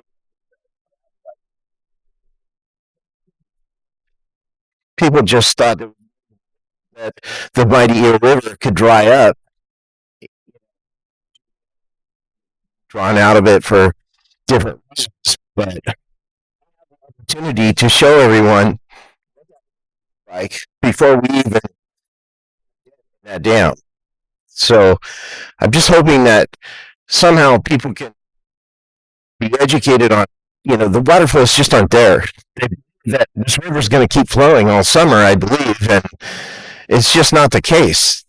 That isn't reserved during the winter, and that penstock's not releasing that water. Gone. It's going to dry up, and people don't understand. So I hope somehow through some of these seminars that you guys are so kind to put on, it will, eventually educate people and something can be done about it. But I believe it's a bureaucracy that is going to be hard to beat as well. But thank you all very much for all your time and hard work that you put into it. You mentioned the river's last chance, and I wanted to just emphasize that, in working our Valley 2 Basin Solution and in the Russian River Water Forum, we did actually have a group called 2x2 where we worked with Huffman and his staff, Caltrout and their staff, and McGuire's staff, and I was Bruno and myself. And we were going to look at holistic growth because I don't think we mentioned how much of an effect that takes on the river, especially the Eel River. So I just wanted to emphasize as well that it wasn't always just us and saying, yeah, we actually, hey, let's try talking about this. Let's work together on, illicit growth, because that is a problem, right? All the way up the eel, as the movie did. So just wanted to highlight that. Thank you, Supervisor Crandell. I know, Todd. And the amount of water that is diverted is approximately 1% of the yield. So if they think it's going to change it drastically, it's not. And the guerrilla growers, PG&E has a report that they did that I don't know if it's released or not, but they found over 200 guerrilla growers with pumps. They were above out in the yield, and that was what was they attributed that to the pesticides and the water problems that were going on. That it wasn't anything to do with the dams, but I don't think that's mentioned at all. So. Yeah. And I just want to share that, sir. I have that same fear with the data that I've seen, including from Sonoma Water, where there's zero incoming water into Lake Pillsbury. There's no lake. That means zero outgoing water out leaving the Lake Pillsbury Basin. That means there's no Eel River. That is the last thing any of us should see in September, October at the height of fire time, anywhere upstream towards Riga, no matter where you go. And the Russian River, similarly, the Russian River as well. You give it a great drought, where you have Governor Newsom in the middle of Mendocino Lane claiming this is a state of emergency. That's what it's going to look like all the time when we start hitting those great droughts. The Russian River will be dry, and the Eel River will be dry. That is my fear, and that is my hope that we can stop that line. You understand that here.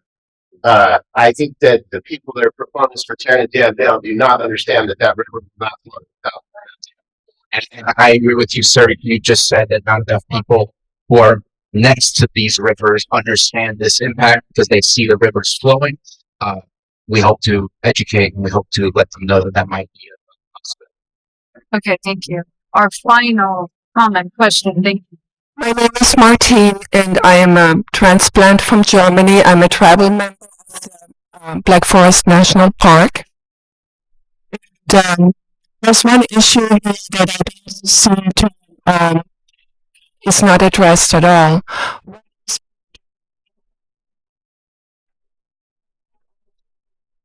And clean air. The situation is, when are you going to thin out the forest? You're not going to do it next year, 10 years, but let's face it, we never have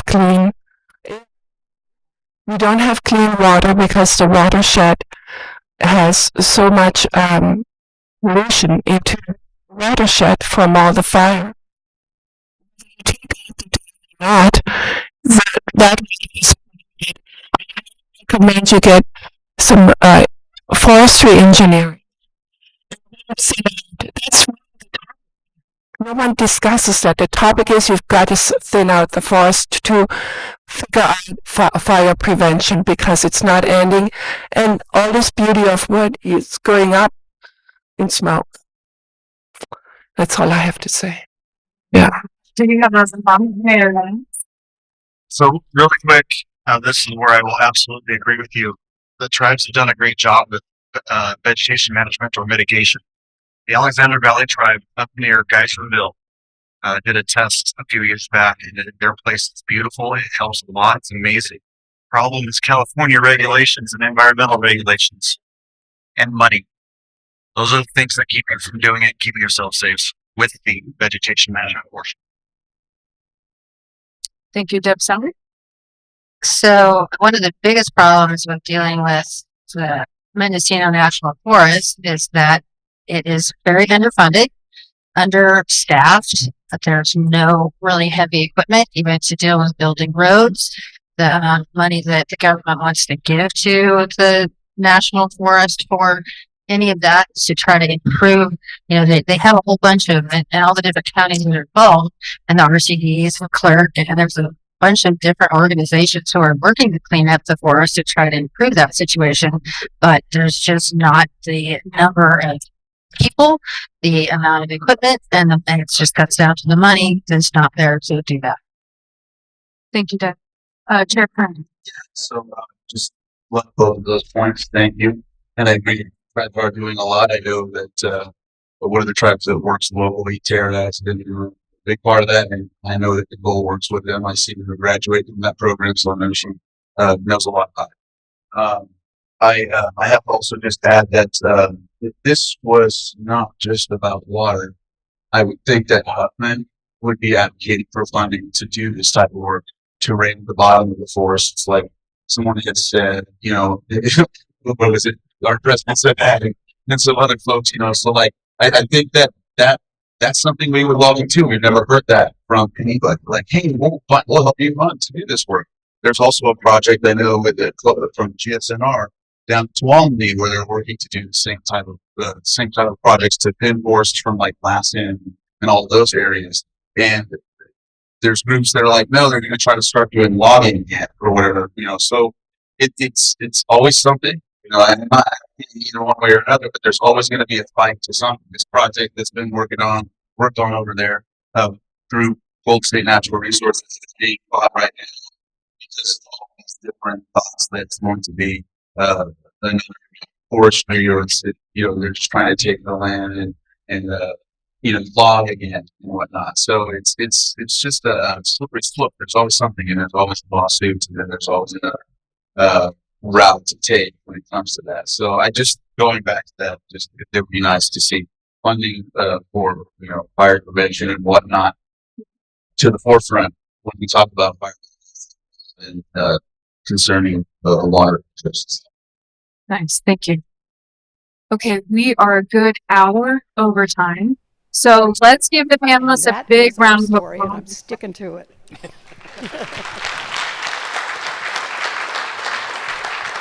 Thank you very much for participating. And I will invite Chair Crandell to say closing remarks if you would. Thank you. Carol So if you Cinquini could and Frank hold Lynch. off Really from appreciate that. your exit just for a minute or two. So thank you very much for coming to this. I know, you know, it's not important. You know, I just also want to just give kudos. I know everybody, you know, that you know, has talked about this, spent a lot of time, and I also just wanted to, you know, give Nickole and Deb, you know, some props for coming out here tonight. You sit down in front of a group that disagrees with you. We did it for the past how long, you know, and so. But the thing is we have to be at least agreeing to disagree. We have to be polite, you know. So if you're not polite, we can get into it, but afterwards, let's respect each other, okay? And that's all that matters. And you know, I respect that you're my constituent and you're telling me how you feel. That's the way it goes. But either way, everybody here, you know, let's stay involved. Let's stay, you know, stay on task with this, whatever decision, you know, you'd like to see this go. We're going to do what we can. And, we also just want to move forward with this. Hope that we do get at least some sort of movement for hearing us and giving us the opportunity to really address every single aspect of this. Right. Ladies and gentlemen, that concludes our Lake Pillsbury Town Hall. Thank you.